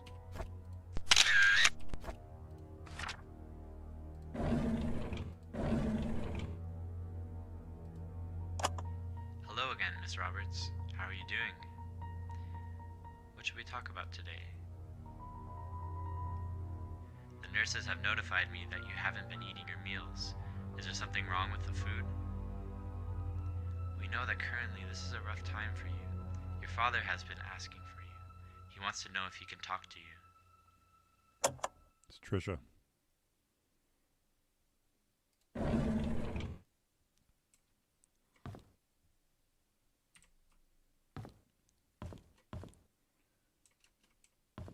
Where was the staircase that goes down?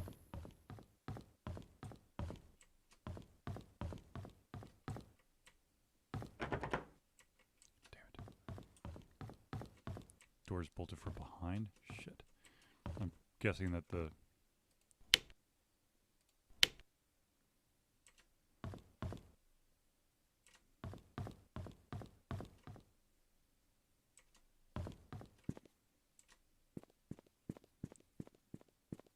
Okay.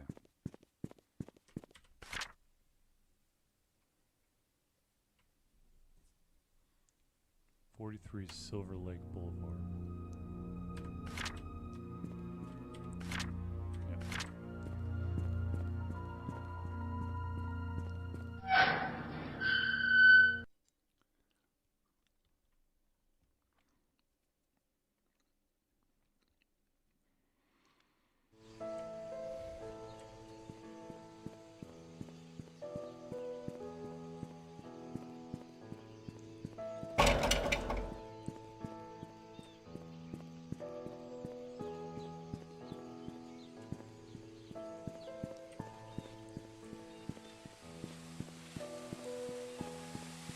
back to the mansion.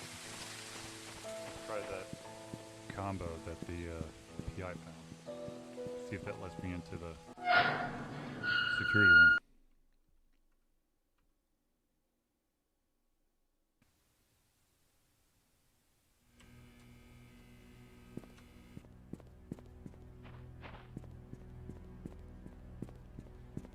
Alright. I think the security room's on the bottom floor. I believe it was over here, maybe?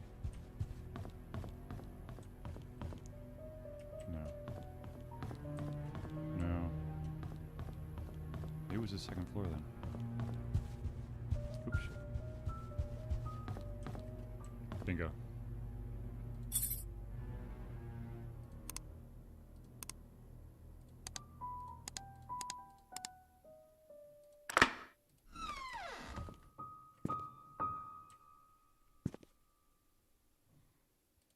Nanny's room. Trisha's room. Tea room. Bernard Hopkins. Butler.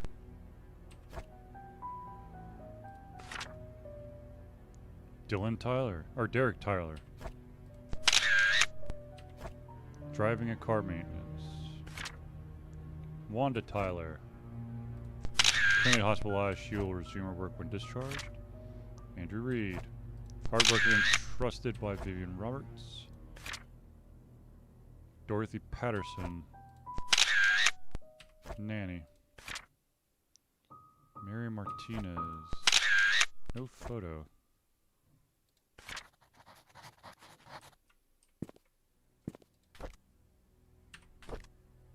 Someone ran through the garden last night. A man about 5'5", wearing a hooded sweater, climbed the fence wall into the garden. He proceeded to run to the backyard and jump over the back wall. A new stack of VHS tapes has arrived. Please use the new tapes instead of recording over existing ones.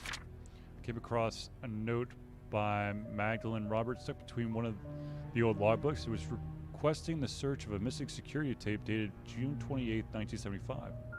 Sees the tape was never found. We had a new security guard coming in today. His name is Samuel Green. Tom Parker will be his mentor to get him up to speed. Andrew came to the mansion at around 11 p.m. He was very drunk. Scott was called. He arrived around 11:15 and brought Andrew home. Today marks Tom Parker's 20th year since he started work at the mansion. He will be retiring from his position next month to take care of his ailing wife. There's a strange tale going around Paynes Creek recently. Stephanie, a 6-year-old girl, got lost during Halloween. Apparently, she followed some fireflies in the woods and cannot get back home. Her parents called the sheriff. They conducted a search but could not find her. 2 hours later, Stephanie got home safe and sound. When asked how she found her way back, Stephanie said a young lady found her crying and brought her back. She didn't know the lady's name but remembered her being pretty and having long black hair. She was wearing a black dress similar to that the mansion maids wear. The strange thing is that when I asked around, all the maids said they were working that evening.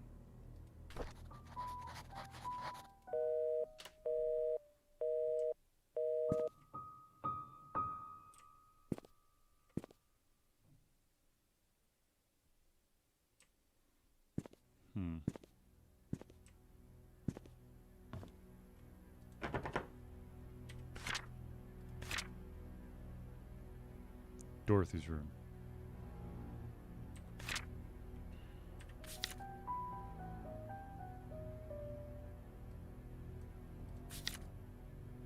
The nanny.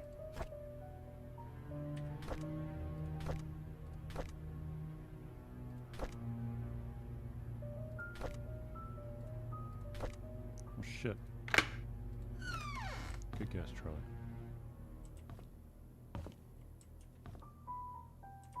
Bible?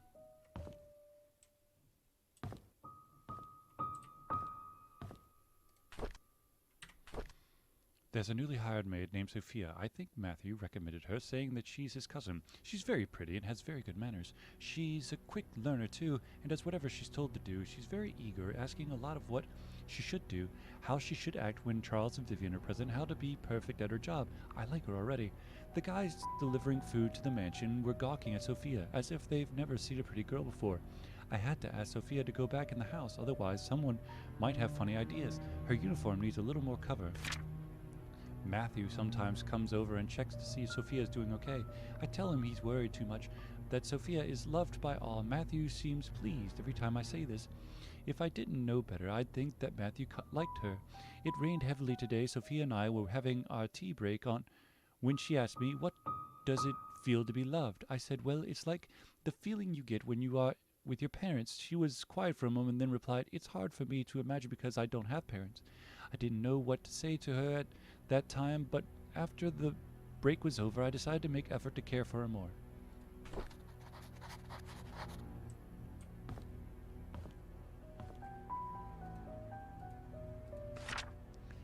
Dear Charles, I have worked here for more than 20 years, and I'm so glad that I was able to spend time here with everyone. I greatly appreciate the opportunities you gave me and the time I spent with Trisha. Trisha was everything to me, and she loved me. She smiled whenever I called her. I wish I could have given her more. Despite what has happened here in Paynes Creek, there are moments of pure joy that we've shared together. I will hold on to those memories. I'm sorry that I'm leaving and won't be able to serve anymore. Thank you for everything. Please take care of yourself. Sincerely, Dorothy.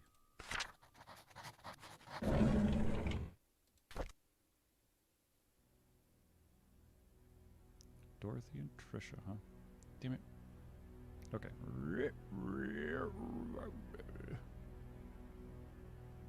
Mother effer. That's probably about as good as you're gonna get.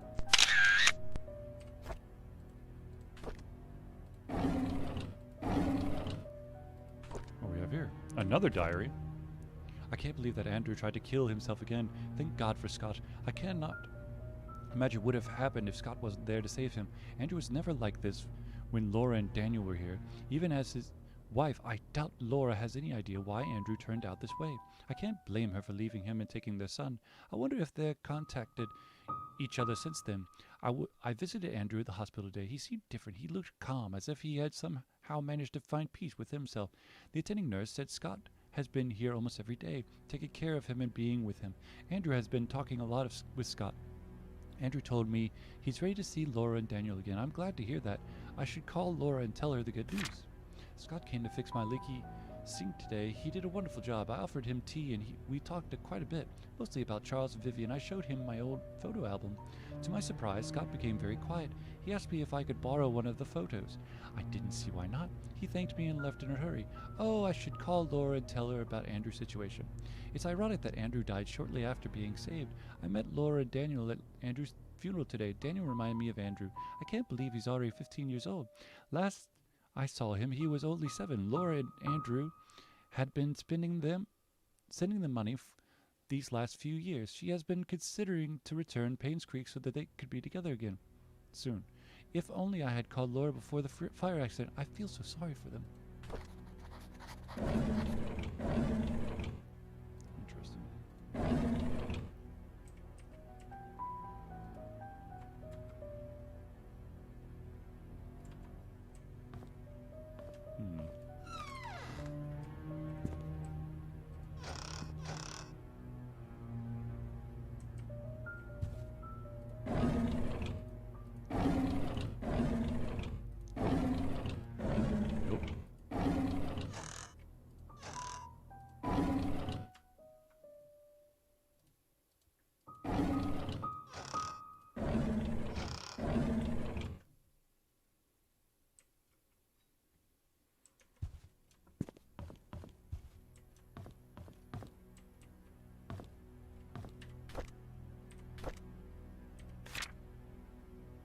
From there is the attic. So if I turn around, this should be the tea room. This one?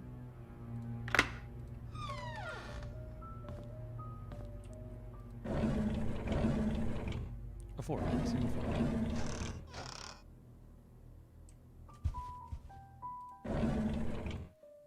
Hello? No. Vivian Roberts' diary. Ooh. Charles running for election. I talked Wilson and Edwards, and they have both agreed to support us. I don't think they are doing this to solely gain business benefits. Rather, they believe in Charles. Their support will help boost morale of our party. It's our anniversary today. Charles invited me to my favorite restaurant. It was a complete surprise. I was so happy. I thought he might have forgotten.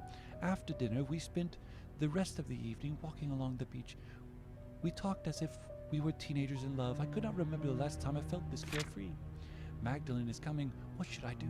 She's always asking when we'll be having kids. I don't think I'm ready yet. Not when I'm still recovering from a miscarriage. Edwards called today and tried to push me in favor of a business agreement that we discussed months ago. I rejected his request since it will breach the trust agreement between our companies. I didn't expect him to threaten me by backing out of supporting Charles. If that'll happen, so be it. I would rather lose his support than to make deals with people with no integrity. Hello?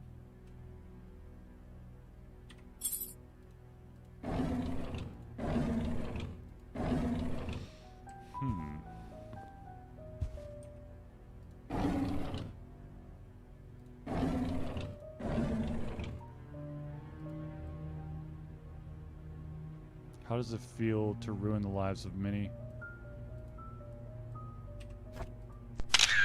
Alright, so these are the threatening letters.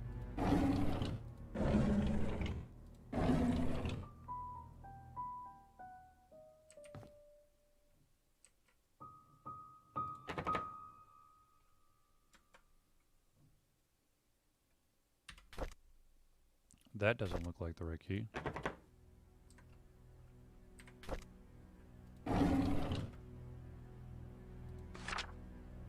Dear Mrs. Vivian Roberts, our latest investigation shows that Dr. Henry Johnson has been embezzling funds from Roberts Relief Foundation. He's sending a portion amount to an offshore private account under the name of Jefferson Investment LLC. Every 5th of the month, an exact amount of $9,999 is being transferred, supposedly for the payment of medical supplies and equipment. However, neither the equipment nor the medical supplies can be accounted for. This has been going on for the past 16 months. As of now, the total amount embezzled nears $160,000. Sincerely, Roland Brown.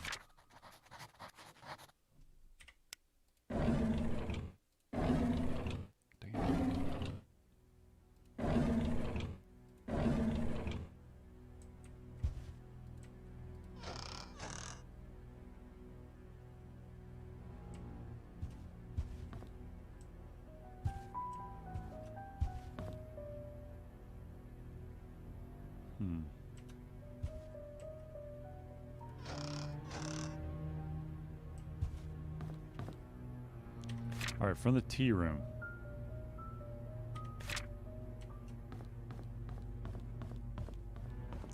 Trisha's room.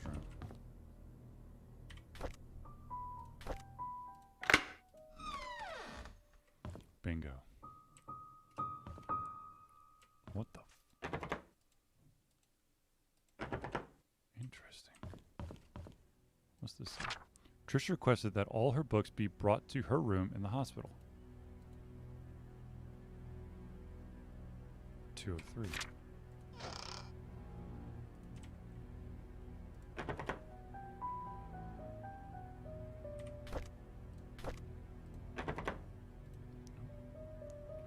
Hold on. What's that?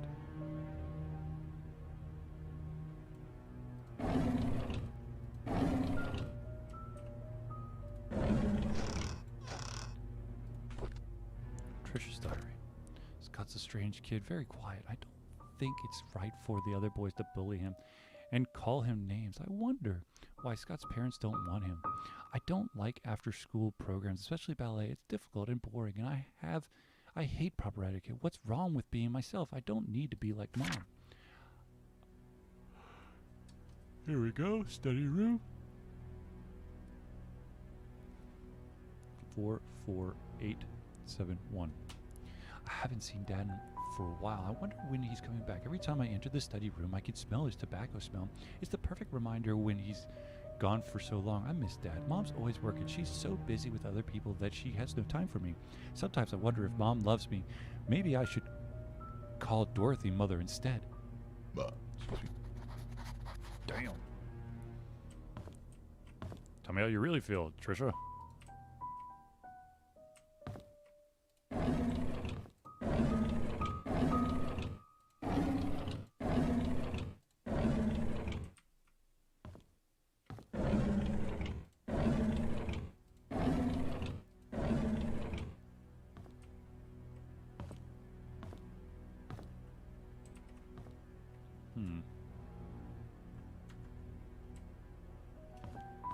This. Okay. Study room.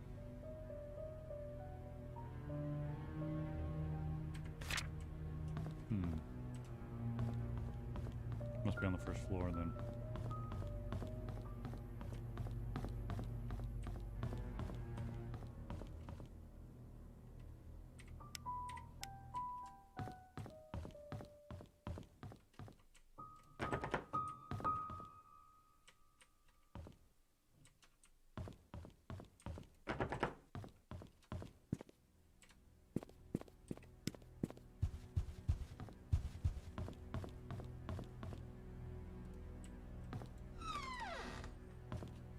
The fuck time is this one?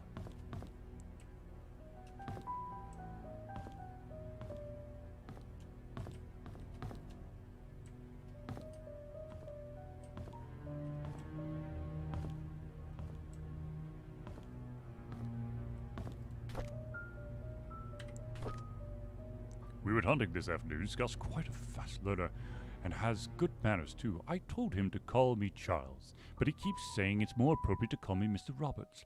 He almost got the deer on his second try. If he keeps this up, I'll take him over Bernard as my hunting partner. Trish has been rather obvious in her interests. He's a very good-looking young man and respectful to others, but I don't mind his status. There's nothing wrong with being an orphan. If there is, it's the parents' fault. I know that Trisha fancies him, and I've grown to like him too. Today is Mom's death anniversary. I've been 18 years since she passed away. It's been 18 years since she passed away. I paid my respects at her tombstone. Vivian wasn't feeling well and chose not to go. So I asked Scott to accompany me. He brought fresh lilies. He said lilies suggest the soul of the deceased has returned to a peaceful state. Sometimes I feel he's like a son to me.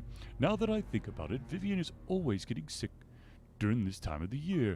I knew our relationship would not be as close as we had it, but ever since Vivian discovered my affair, she hasn't been the same. She once joked to my friends during a dinner that all politicians are alike, and a politician's wife, she has learned to close one eye. Sometimes I feel sorry for her. I think it was because of Trisha that she didn't leave me. She's a good wife and a good mother. I'm grateful for that.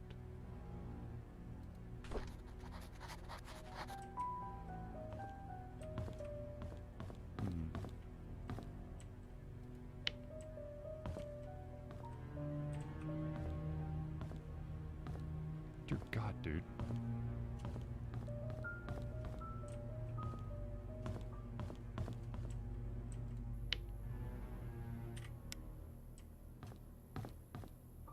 Expensive ass paintings, that's what that is.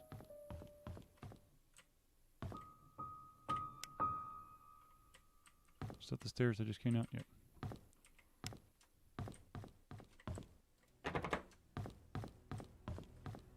Where the hell's the study room?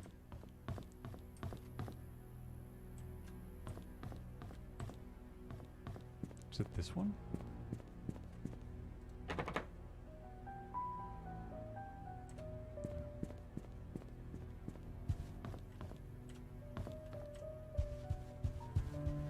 It's not upstairs though, right?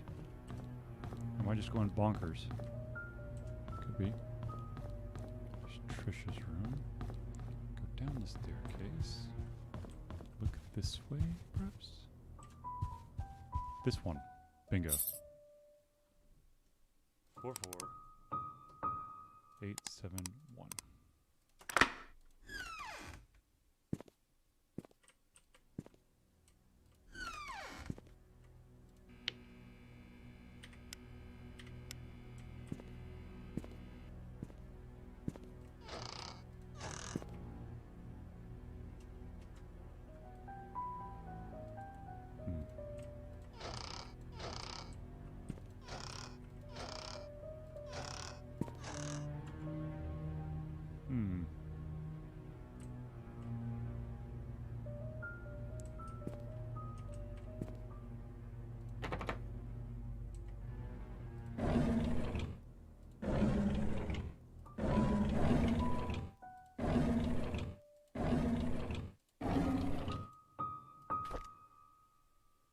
Illustrated Medical and Health. Whoop.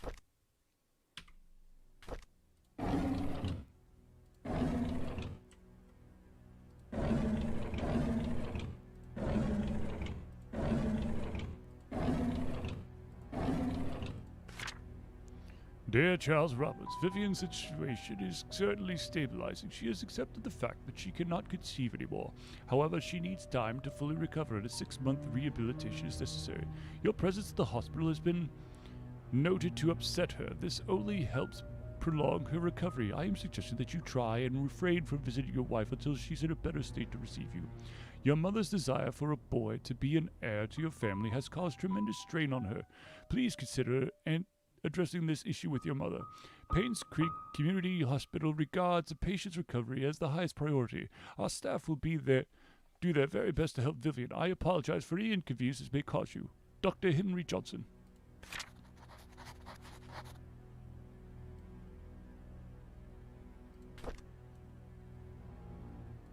Two. 5.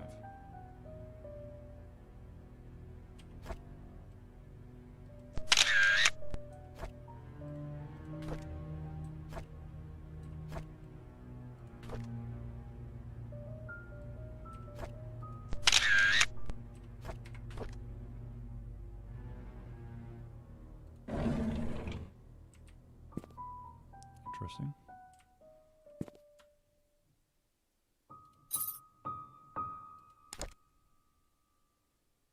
I need the rest of the combination.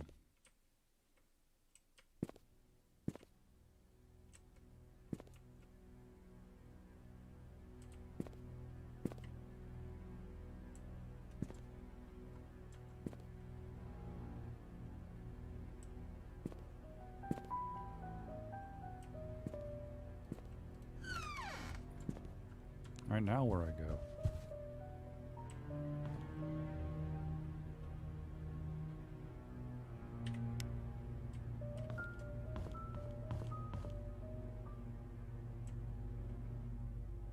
There's no chess pieces hidden here, are there?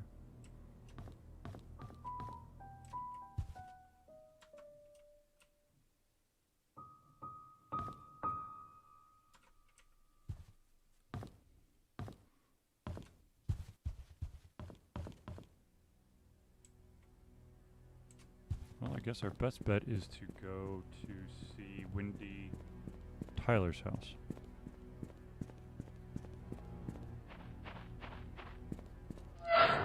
Silver Lake Boulevard.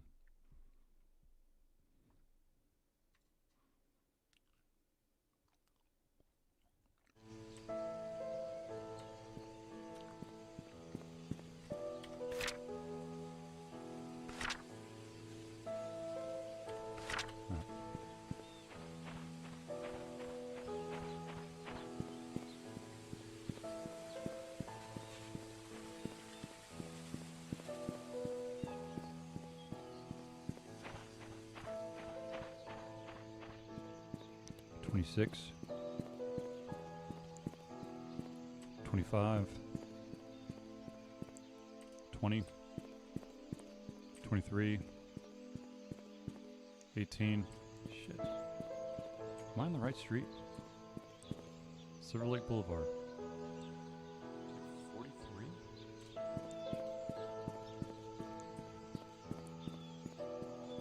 $17. It's going down. 15. It's got to be higher up here then.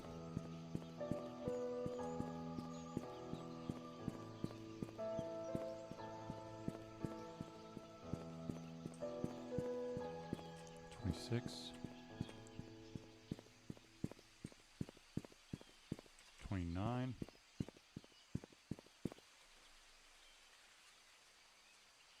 No. What the Did I write that down wrong?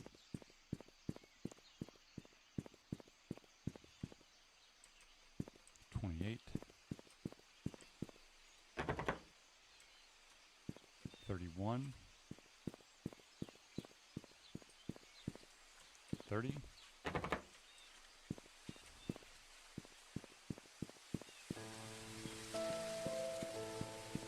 35. 35. What was that one? 33. 32. Shit. 30. 39.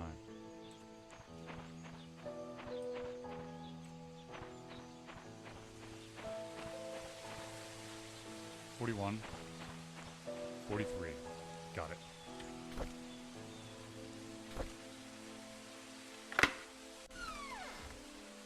Ooh, it's a big enough place that I have to load in. Damn. What is hiding in Wanda's house?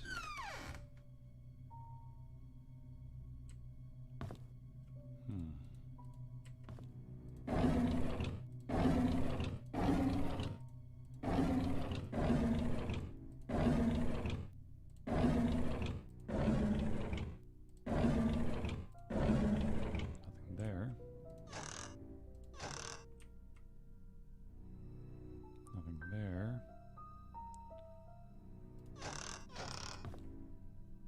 Oof. Nothing there.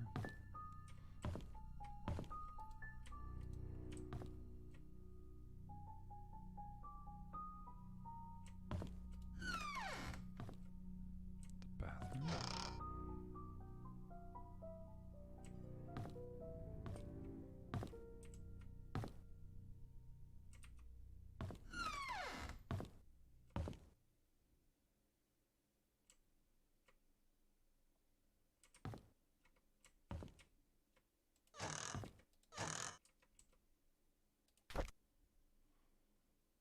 What is it?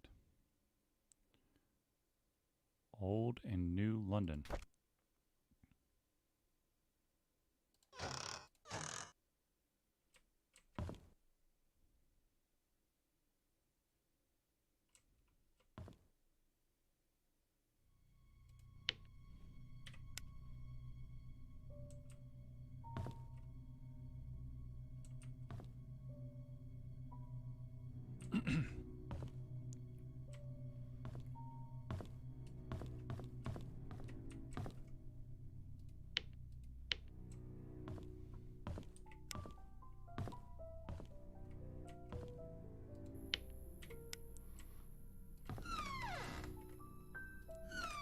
Oh shit. Nope, nope. Get in the damn door before I do that.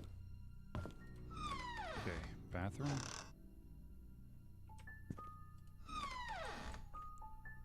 Cleaning solution.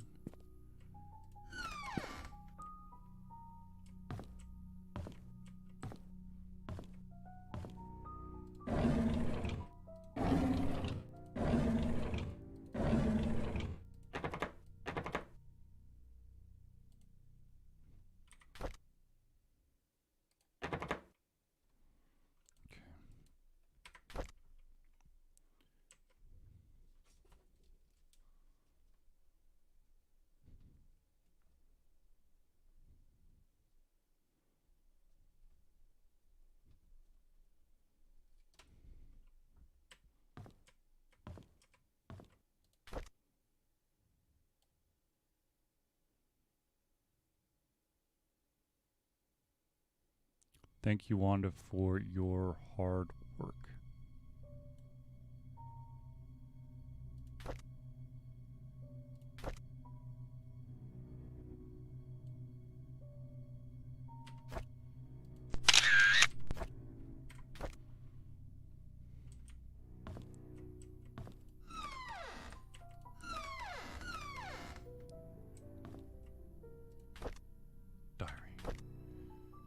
Derek turned 4 today. Vivian organized a small party for him. I really appreciate what she has done for us. After blowing out the birthday candles, I asked him what he wished for. He said, I wish to see Papa. I did not know what to say to him. I could not tell him that his father left us. Vivian is being hospitalized for mental instability. Dorothy has asked for me to care for Vivian while she remains at the hospital. I wonder how Vivian must be feeling right now, knowing that she might not be able to conceive anymore. Magdalene wants a boy to continue the family line. Not being able to have children anymore will be devastating for Vivian. I pity her.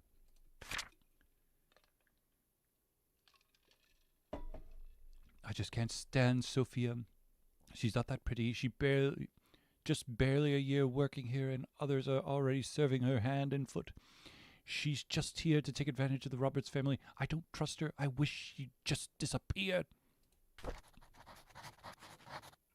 Well.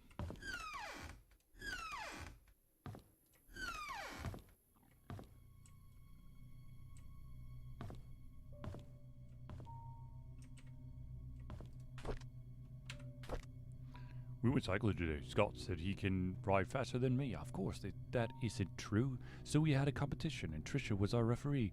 We set the goal line to the fence in front of the river. I was winning until we almost reached the finishing line. I braked to prevent myself from crashing into the fence, but Scott didn't brake.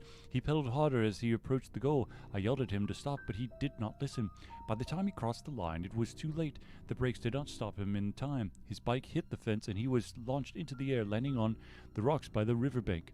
I ran to him. There was blood coming from his head and scratches all over his arms and legs. Trisha came up to him and tended to his wounds. She seemed to be sobbing. Even though Scott was the one bleeding, I think I'm hurt more than him. While cleaning the garage, Charles approached and asked if I would like to be his chauffeur. He said his current driver wants to spend more time with his grandchildren and is planning to retire. I have by the end of this week to decide. It's a good opportunity. I've get a raise in salary and I'd get to travel around the country. I think I'll say yes. Trisha came today and suggested we make our very own time capsule before I start my new job. I thought it was a good idea. We buried the box near a big stone in the cemetery. Big stone. Cemetery. Time capsule. I had a chance to walk around New York today. As I went into the bookstore, I remember how much Trisha loved notebooks. There was one that was really cute. It was a bit expensive, but I think she will like it. I should surprise her by giving her the notebook on her birthday. I didn't expect to be traveling this much as a driver. On one hand, I miss my mom. On the other hand, I get to stay in nice hotels. I guess it's not a bad deal. Charles treats me very well. He even gives me extra allowance on these trips. Maybe I'll get something nice for Mom next time. We went hunting near the river. According to Scott, there's a nest in the drain hole that sometimes has eggs. I told him it might be dangerous, but he assured us that it's fine, so off we went. Sure enough, there were eggs. I didn't know what eggs those were and decided to stay a little further away. Scott started collecting them, and I noticed something moving. Trisha was able to shout out that it was a snake. I stood there frozen, not knowing what to do. Scott turned and saw the snake. He then spread his arms out and slowly walked backwards. Trisha was behind him. He extended his right hand with the stick toward the snake and slowly placed the bag of eggs on the floor with his left hand. When he reached me, he grabbed my arm and said, "Run!" We all ran, screaming our lungs out. I think that was the fastest I've ever run in my life. I miss the old days when it was Trisha, Scott, and myself hunting in the back of the woods playing by the lake.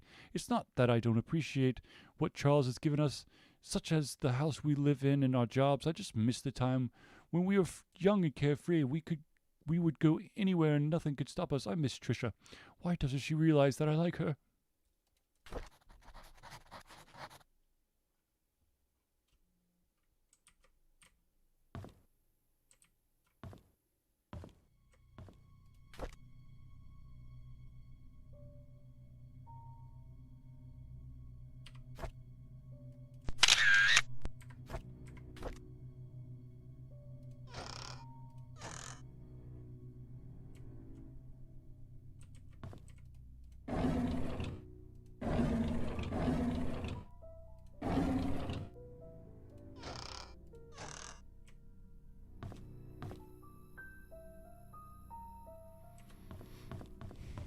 What do I have in my inventory? Still have this key to the front gate of the mansion, and then this one.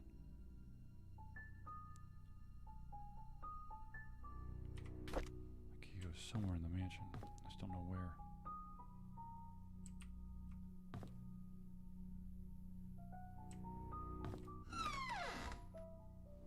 I guess the cemetery next.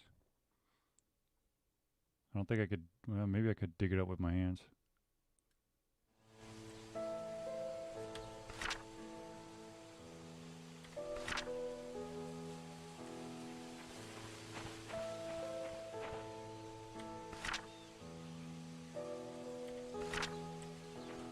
think it's this.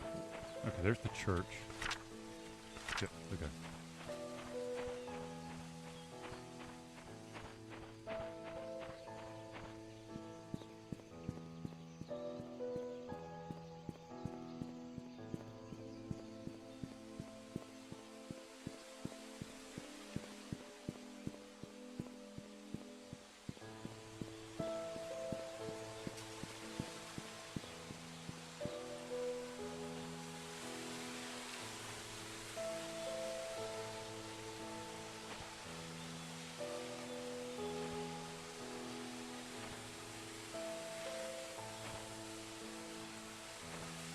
Is there any other big rocks in the cemetery?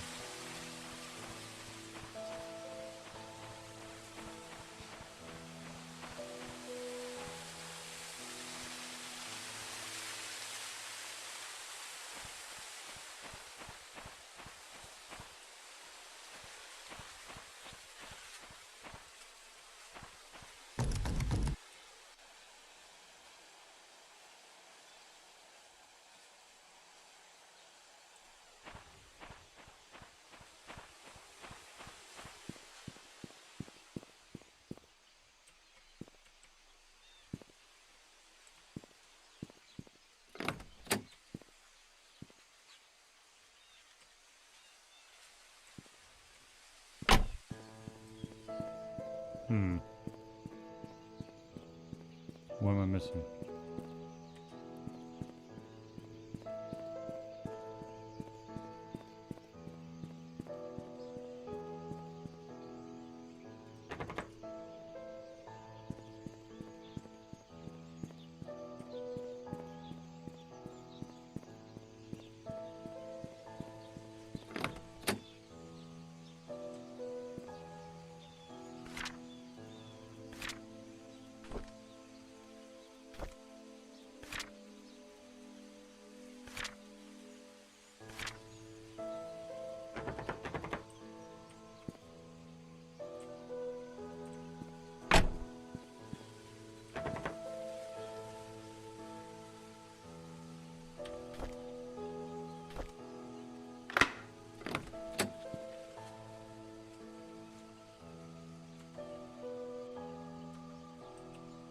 Wait, so the gentleman's name was Stephen Moss, and he was in another one. Stephen Moss.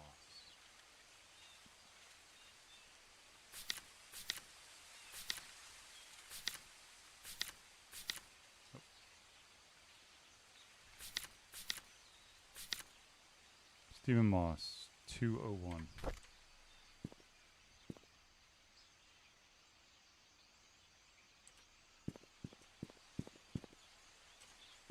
Is this it?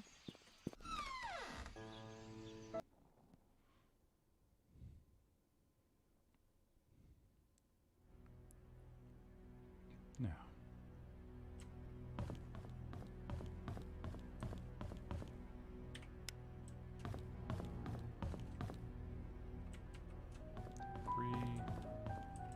Two.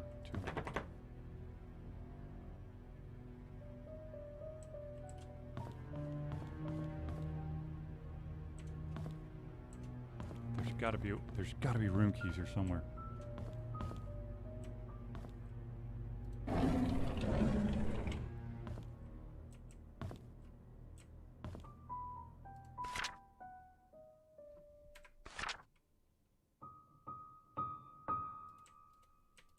Bingo. 204, 203, 202. Whoops. Good lord, dude. 2, shit. 202.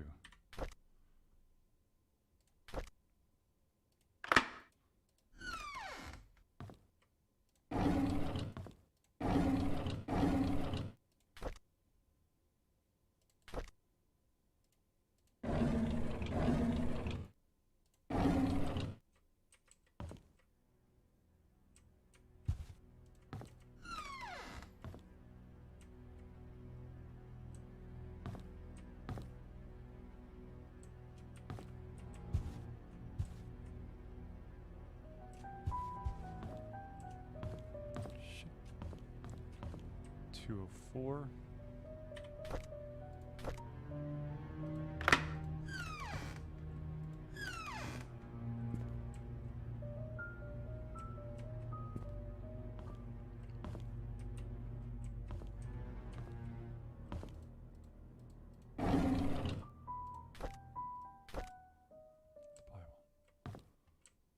Hold on. Okay. So make sure 203.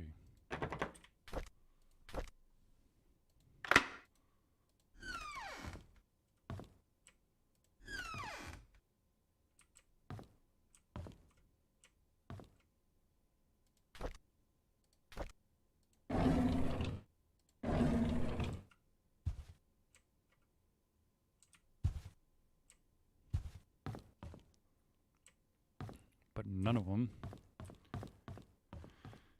are his key. Damn it.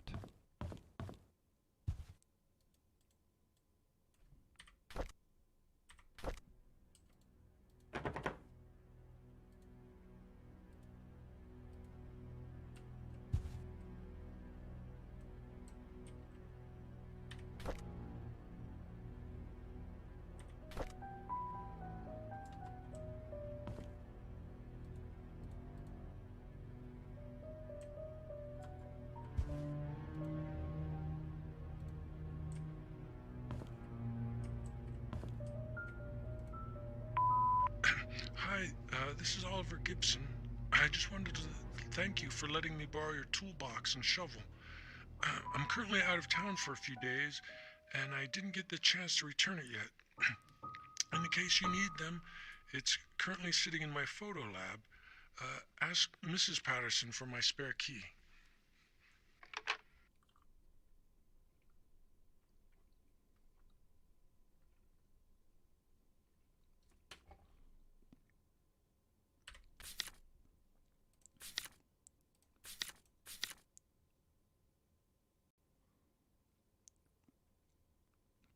Patterson.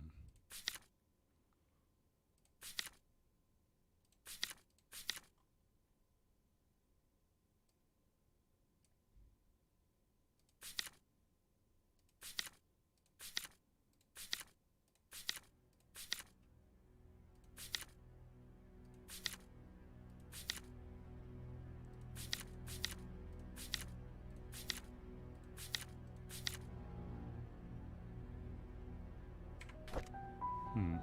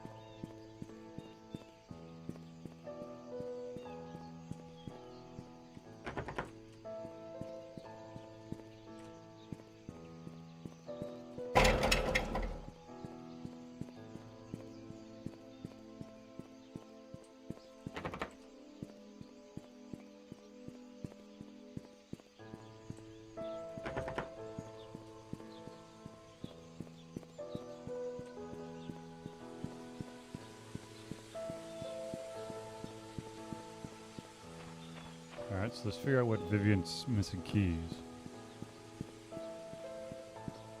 At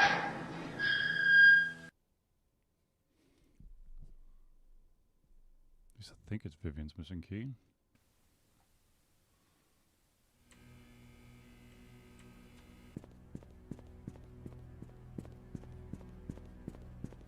I wonder if it'll let me in the attic.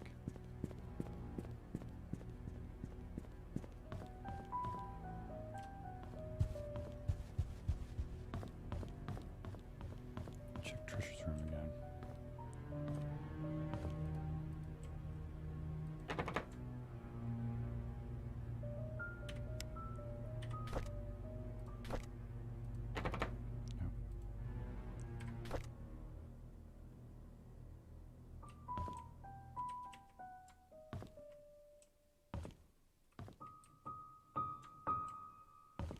And we already decided this one wasn't it, right?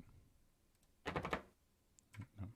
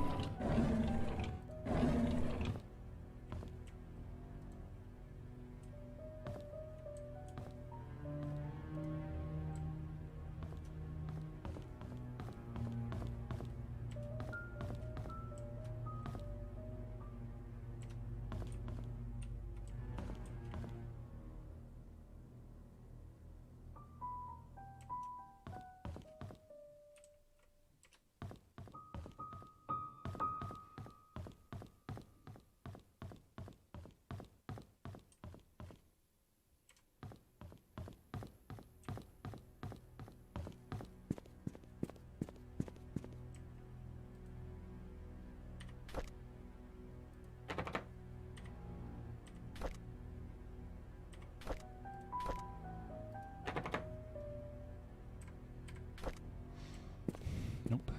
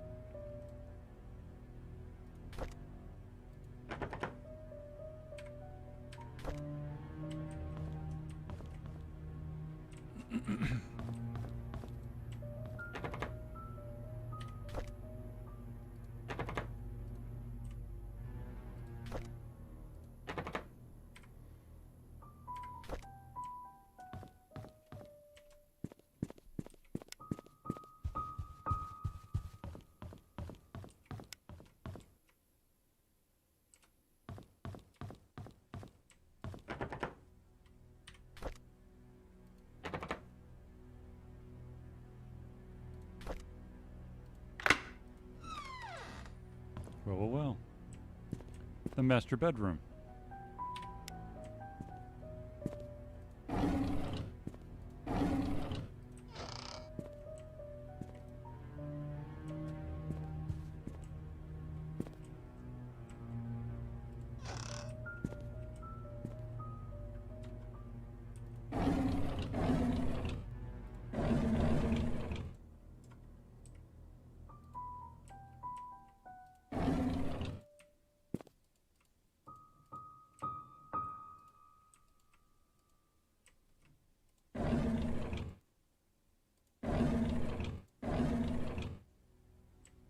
Nothing.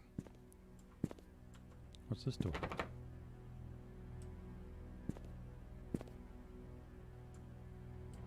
Son of a bitch.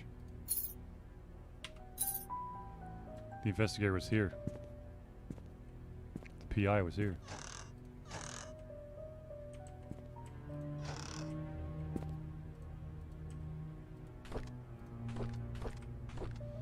Andrew came and told me he didn't need an assistant. He said Scott is too inexperienced and is a burden to him. What he hasn't realized is that the garden has not been maintained well over the past few months, that his drunk behavior is irritating, and that Scott is actually doing more work than he is. Scott is a fast learner. He should be up to speed in no time. Charles was the one who insisted on hiring him anyways. Charles likes the boy. They've been hunting together quite a number of times, and Charles always seems happy with his company. I just don't understand his love for hunting. He sometimes spends more time in his hunting cabin than he does at home.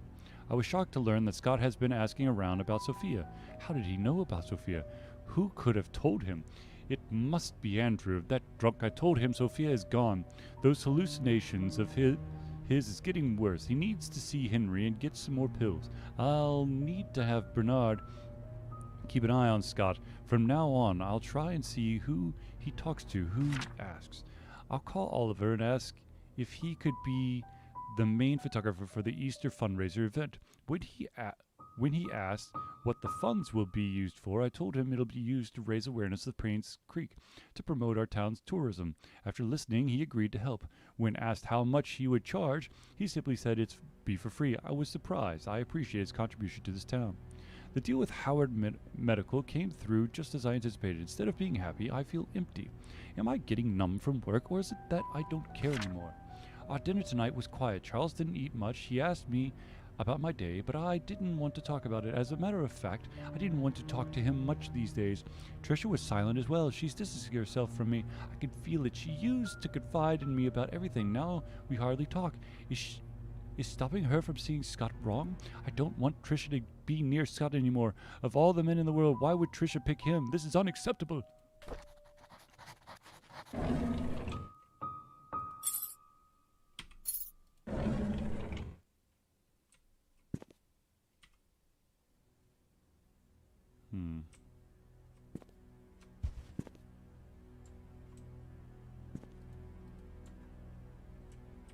This is like, right? Yep.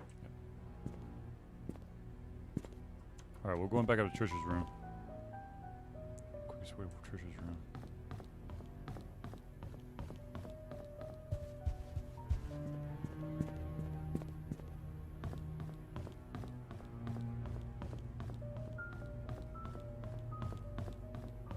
Ah.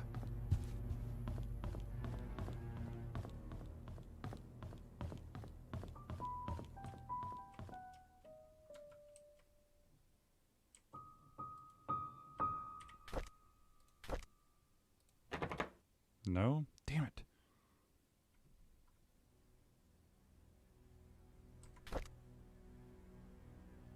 Wall clocks. Wait. Wall clocks.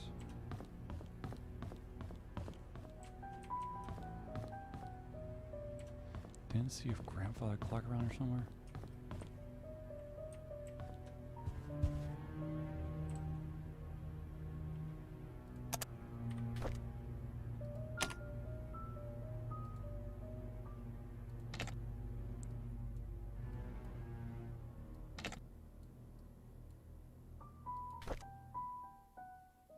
Oh shit.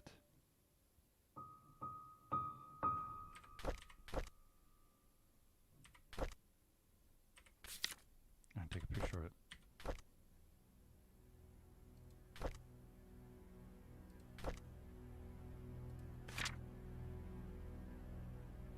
No, not that one.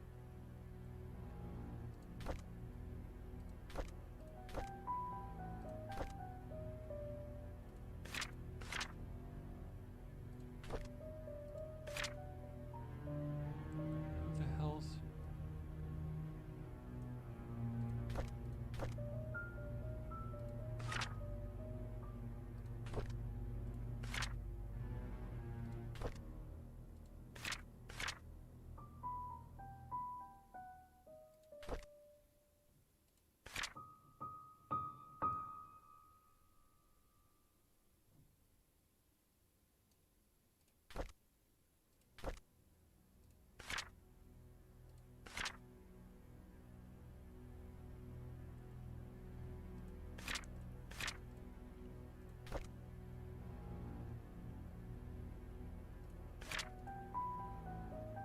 Doesn't even mention freaking time though.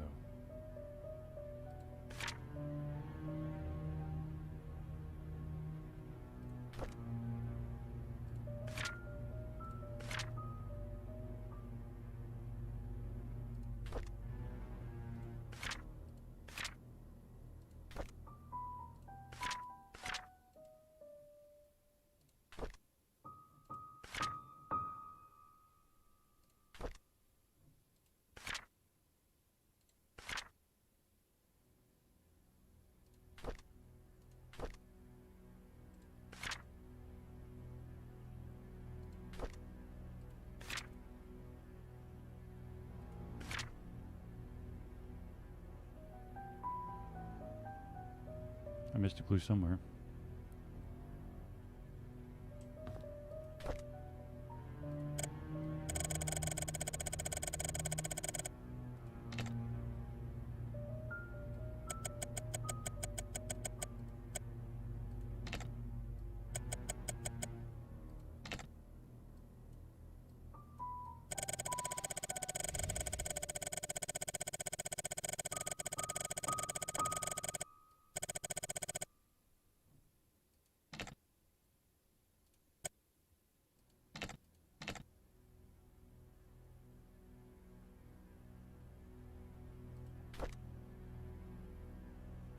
There's gotta be something in this house that has a time on it.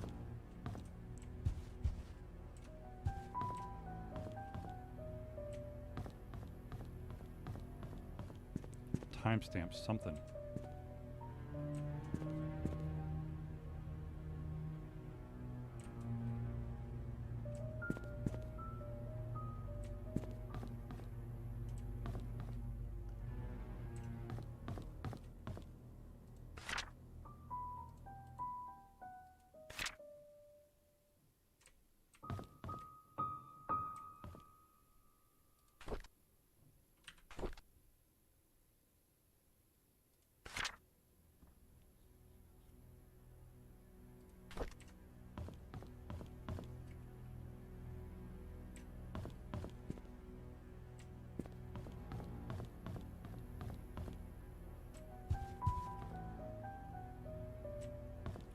Clock in this house somewhere that I missed? Maybe in the study? No, it's unlocked.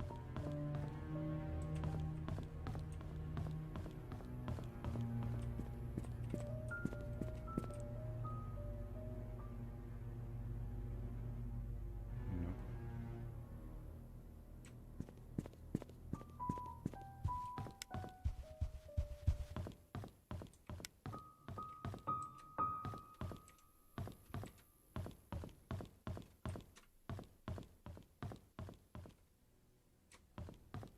There's gotta be a clock here somewhere.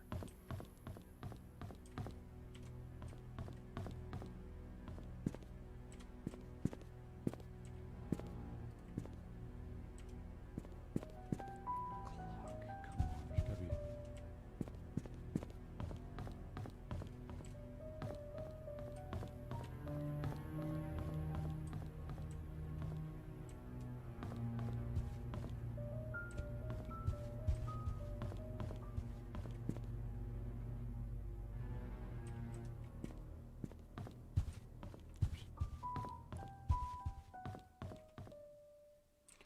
Oh, it's the wine cellar. Okay, got it. Just don't see a clock, though.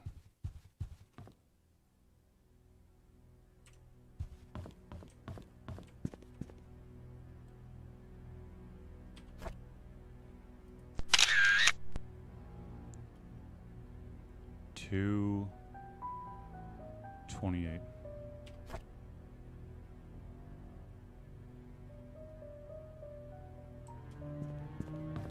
Let's give that a shot.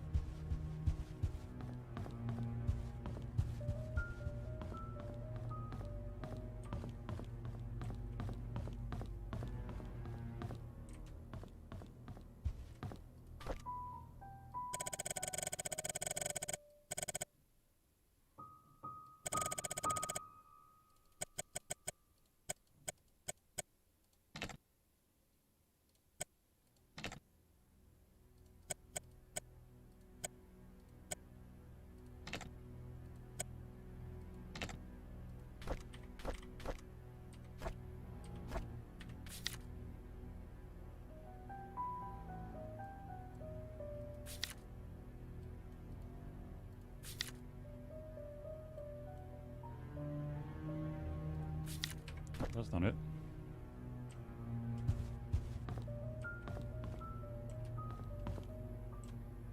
Guess it's time to go back into town and check out the PI's room, see if he found anything that I missed.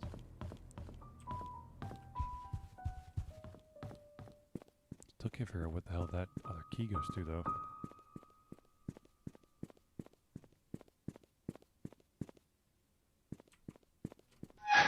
Still thinking the mansion.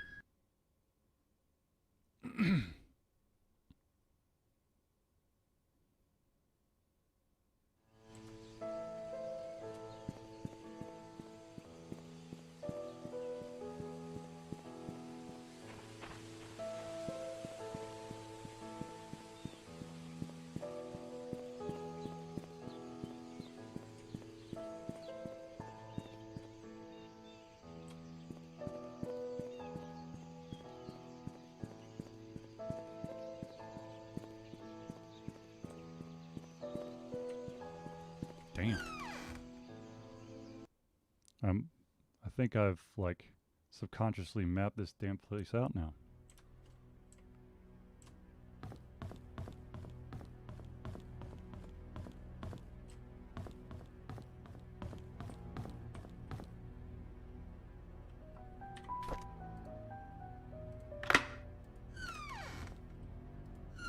Alright, private investigator, where are you hiding?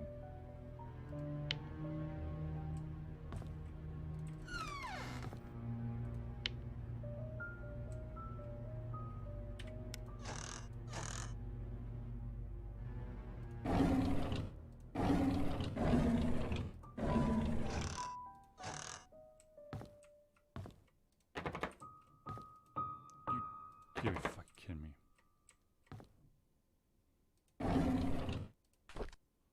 Here we go. Bernard Hopkins. Father died in mine accident. He was at the home the day Vivian was killed. No alibi. Hopkins is 31 Silver Lake Boulevard.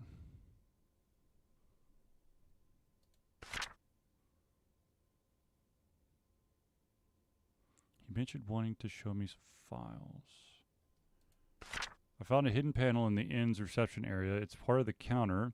It's hard to pop open. The latch is placed at one of the corners. There's some interesting stuff they hid inside.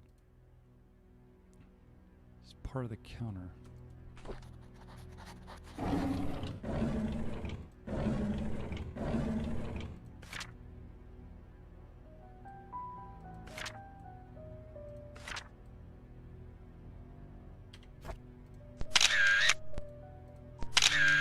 Damn it. Let me use that.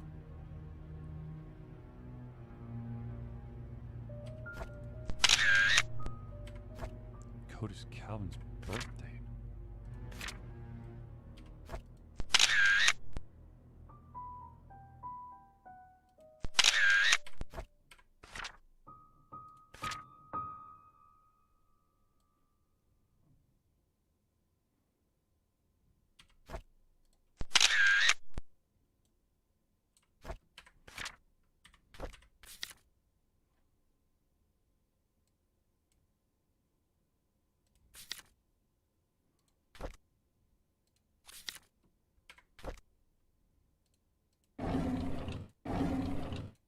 Who the hell is Calvin?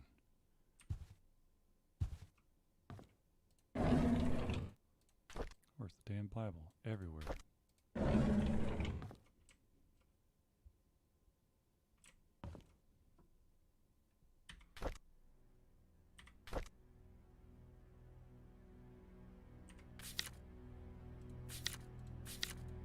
I don't remember coming across a Calvin.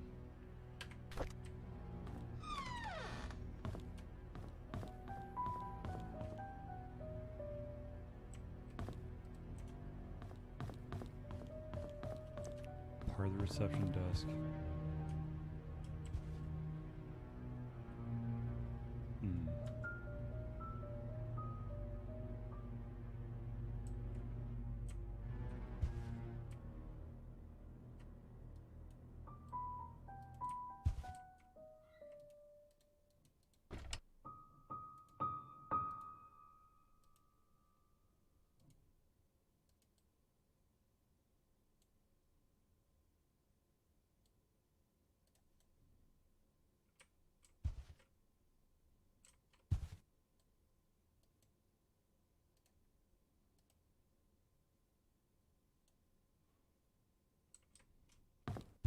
Where's on the outside, maybe?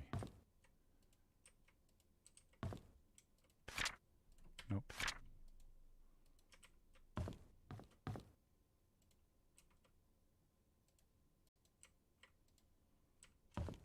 It's part of the reception desk.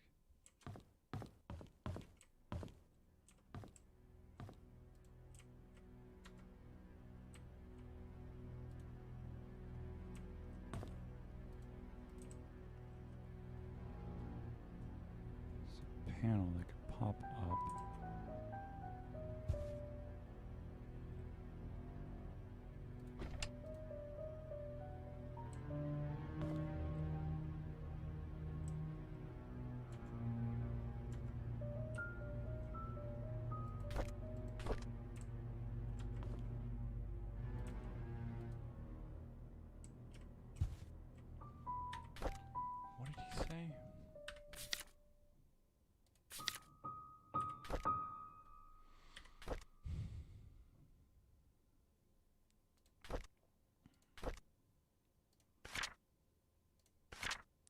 found a hidden panel in the inn's reception area. It's part of the counter. It's hard to pop open.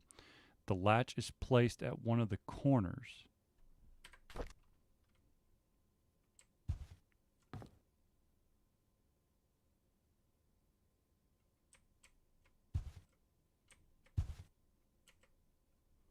It's gotta be this thing.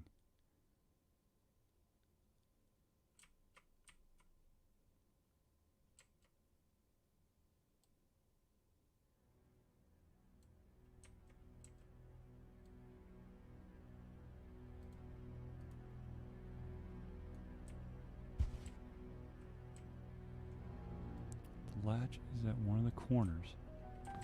I don't see it. It says part of this reception area.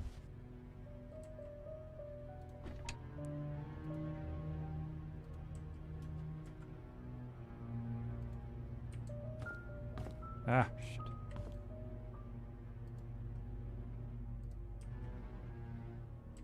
Gotta wish there's a little bit more.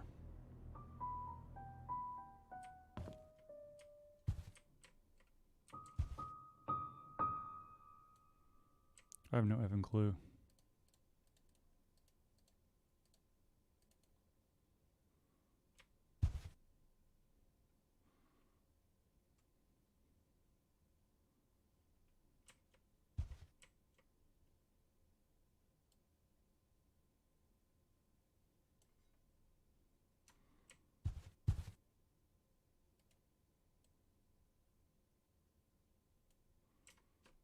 It's gotta be this.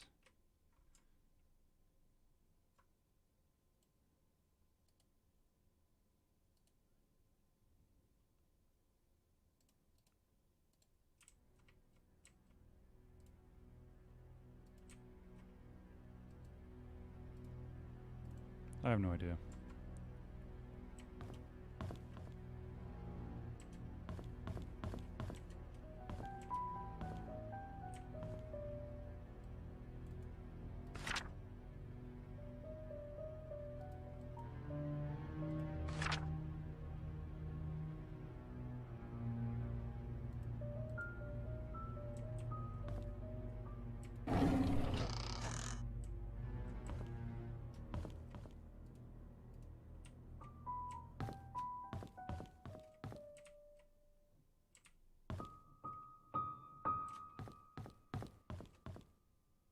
It's probably something really stupidly easy.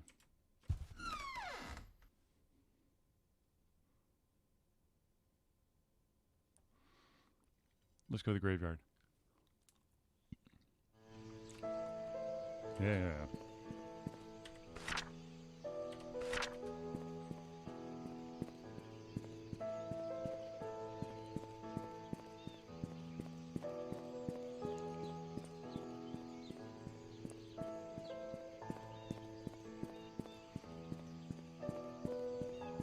Calvin.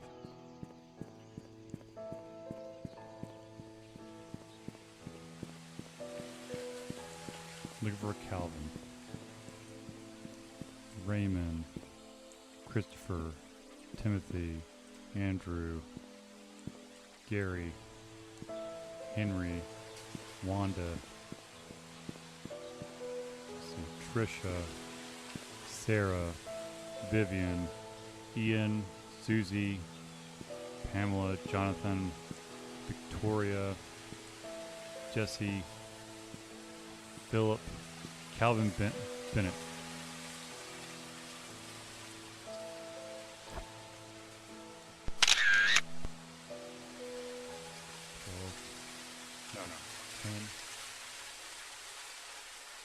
10 times 4, 1902 to 1207, 1984.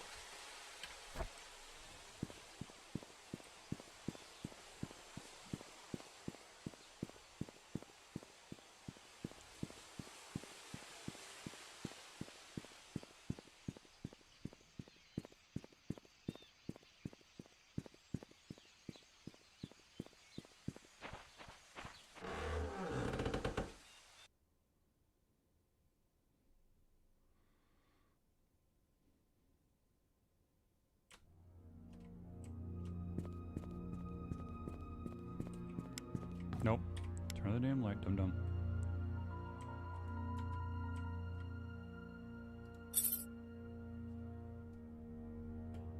Let's try.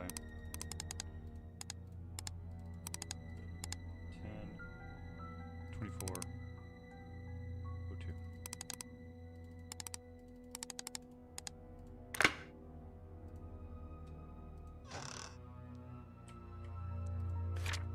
Dear Father Calvin, this is a letter about the things that I have witnessed during my stay in Paynes Creek while in service to Mrs. Magdalene Roberts. I have no one to confide in. I dare not speak to you in public, hence this letter. I accompanied Mrs. Roberts to Paynes Creek on July 4th, 1975, to visit her son Charles. It was rumored that Vivian had a nervous breakdown following her own delivery of Tricia, that she had to stay in PCH for rehabilitation for several months. During that time period, Charles was all alone. He found comfort in a housemaid by the name of Sophia. They had an affair. A boy was born. 2 days after arriving, we were informed that Sophia, along with her child, had left Paynes Creek. Where she could have gone off to was a mystery for all of us. I assume most of us believe in the story, including myself. However, Mrs. Roberts refused to believe that Sophia would leave when she would have been accepted into the Roberts family. The boy that she bore for Charles would have guaranteed that. Mrs. Roberts initiated a search for Sophia with our driver, Patrick, and myself. It lasted less than 2 months before she passed away from a heart attack. What I want to confess in this letter is not about Sophia, although I was initiated by her disappearance.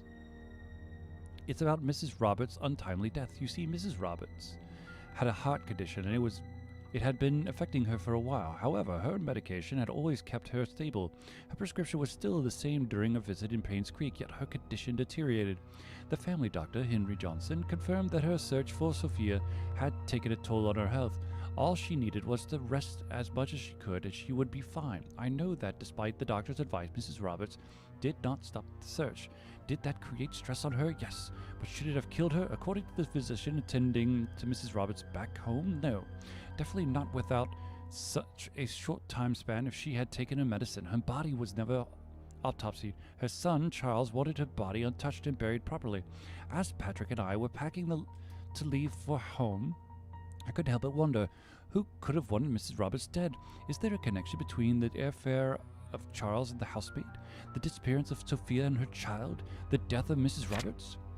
I would like to say whom I might suspect, yet I am in no such position, and I'm afraid that I might name the wrong person. As I write this letter, I hope you can understand what I am trying to convey. I pray that the truth will be revealed as God permits it. Sincerely, Sylvia Eden. Damn, Sylvia.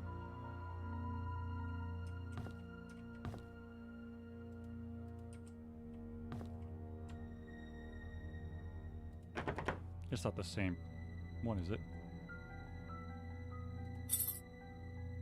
We try. 10. 07.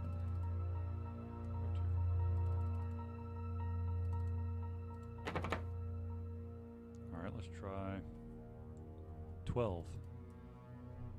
07. Oop. Shit. 10, 24.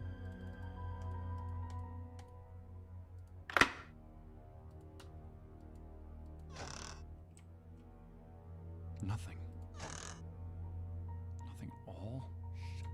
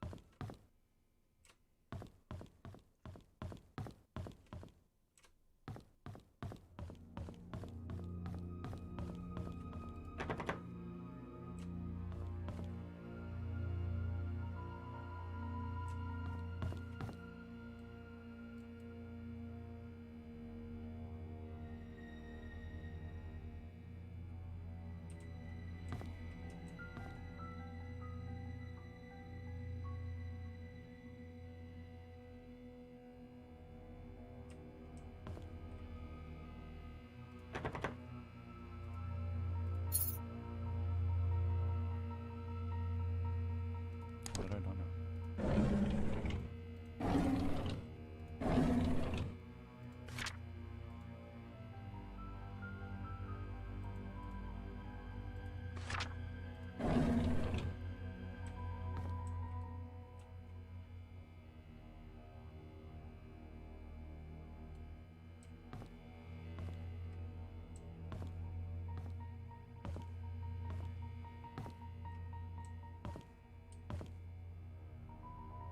Gotta be missing something.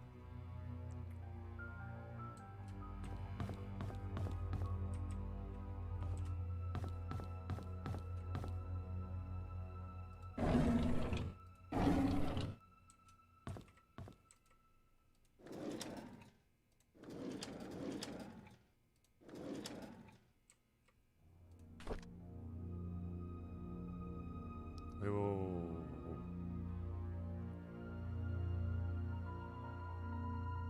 Damn, I fucking hate these.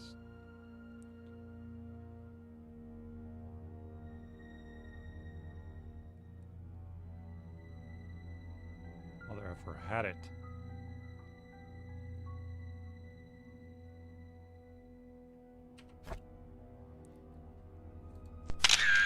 May 3rd, 1985.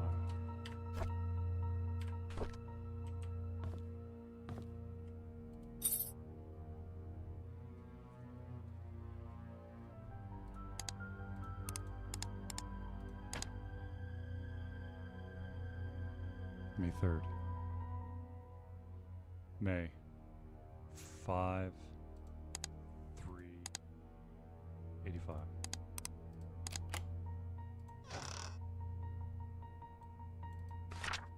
Let's meet our secret place. Secret hideout at code change to 8831.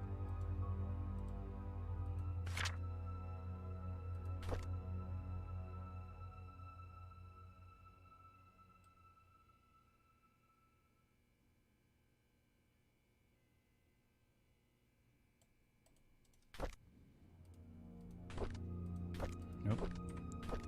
Mr. Peterson passed away at the age of 81. Everyone attended his funeral today. He was buried next to Mrs. Peterson. The population of Paynes Creek is decreasing. Old people are dying and young people aren't coming back after college. Will I stay in Paynes Creek till I am old? And will I die like Mr. Peterson? Will there be anyone left at that point? Trisha talks a lot to me recently. I feel comfortable whenever she's around. I could be myself in front of her. She makes me happy. Father Matthew tells me it's important to find goals in life. I wonder what life goal I should have. I wonder what Father Matthew's goal is. It's been a few months since Derek got hired by Trisha's dad to be the mansion driver. He gets to travel around the world now. I envy him. I want to work too, so that I can buy something nice for Trisha. There's a secret room in the mansion? I can't believe it. I can't wait till Saturday to explore it with Trisha. Secret room in the mansion that requires a combo lock. Secret room in the mansion that requires a combo lock. Secret room in the mansion.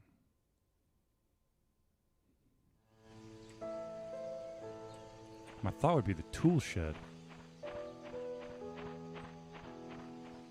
I don't know if that would be right.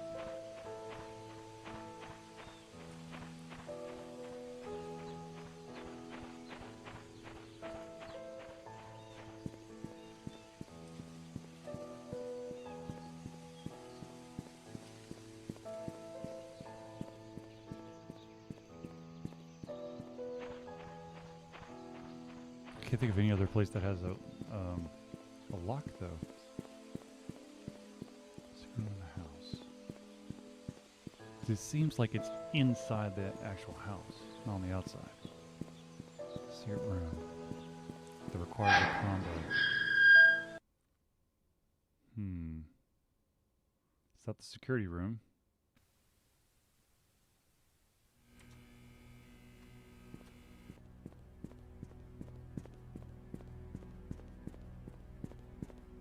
Let's check that tool shed first.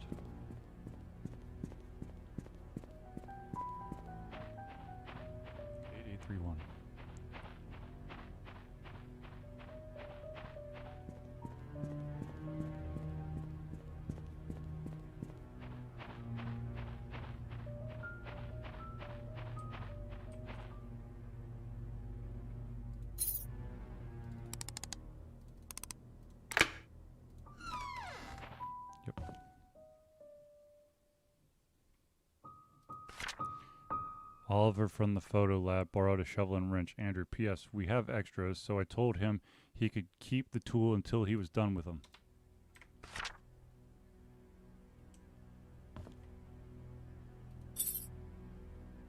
The attic key.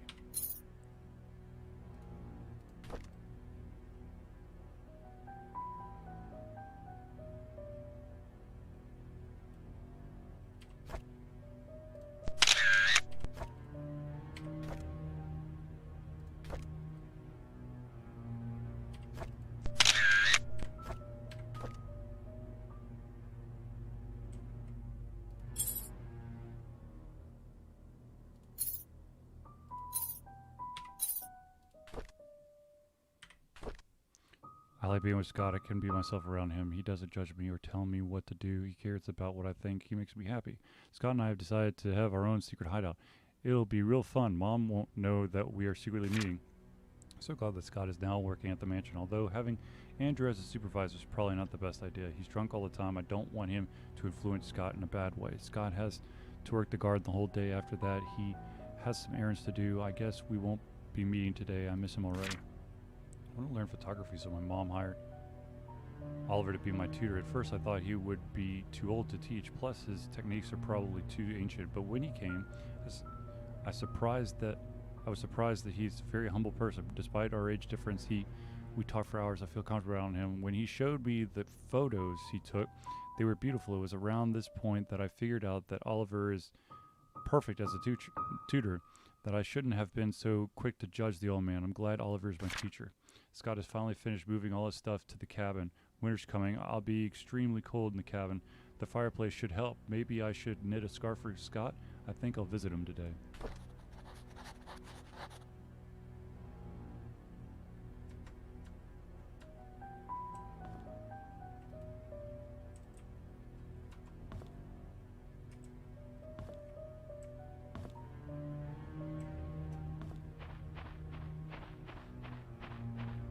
Alright, I got a key for Trisha.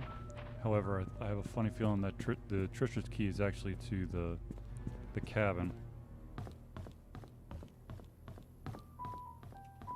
I also have a key to the attic. Bingo.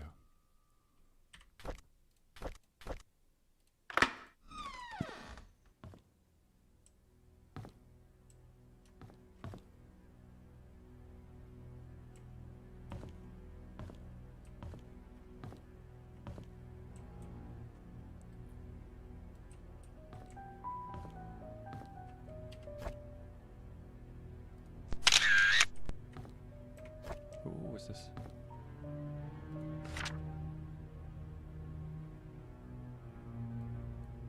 Tea time. Shit. Tea time. No.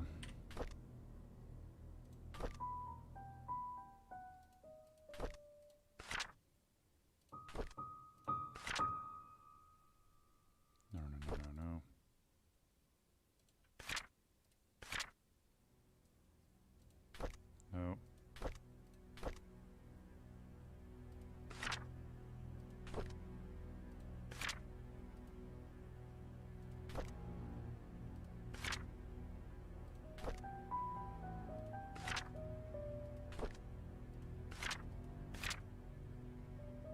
Shit.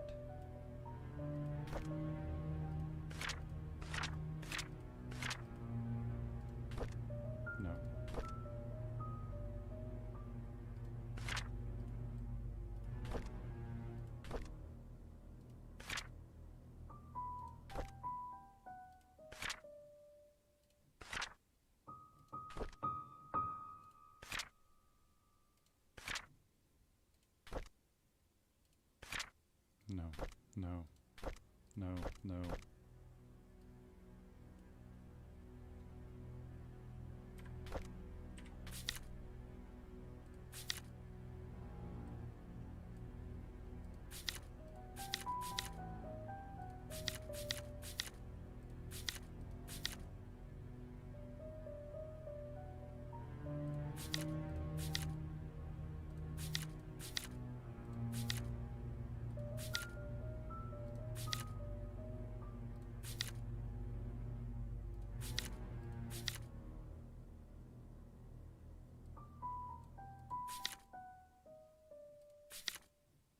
320.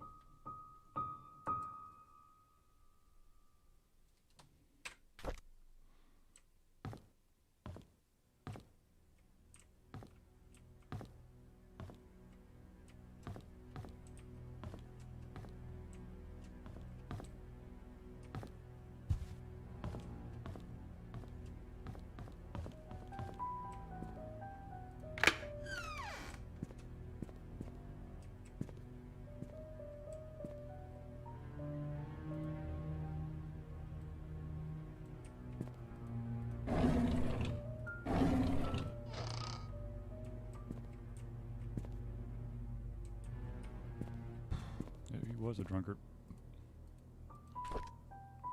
I didn't feel well today. I had a nightmare last night. I cannot remember what it was like, but it was unnerving. I see Scott all the time now since he has started working at the mansion. He's always with Trisha. I used to be one to hang out with Trisha. Mom says she feels better these days. It's as if she forgot she even has cancer. I hope she recovers quickly. Mr. Johnson is a great man to help us out like this. Trisha talked to me today. She said Scott is busy recently and she feels lonely. I would never make her feel that way. I cannot say it to her, but I will be there whenever she needs me. We talked a lot. I wish every day we would be like today. Today, Scott came and asked if I know anything about Father Calvin. I only knew him as the previous church pastor before Father Matthew took over. I told Scott to ask Matthew about it. Scott didn't say anything and left. Looks like they aren't getting along too well.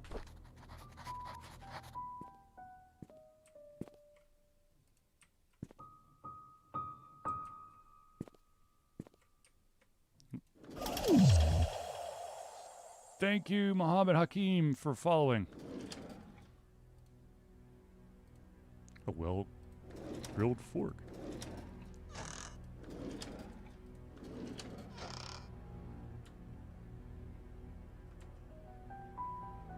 Why the fuck can I not open this one?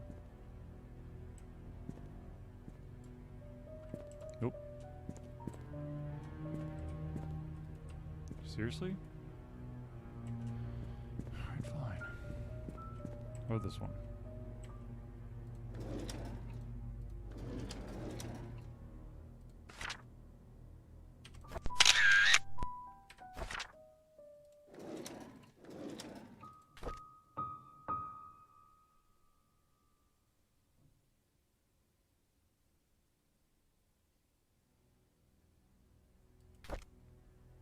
Hmm.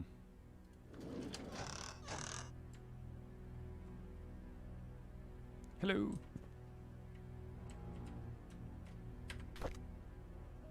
Alright, sadly I gotta run, Muhammad Hakim. But thanks for the follow, and I'll be back hopefully sooner than later. But I should probably stop streaming about 25 minutes ago. So, peace out!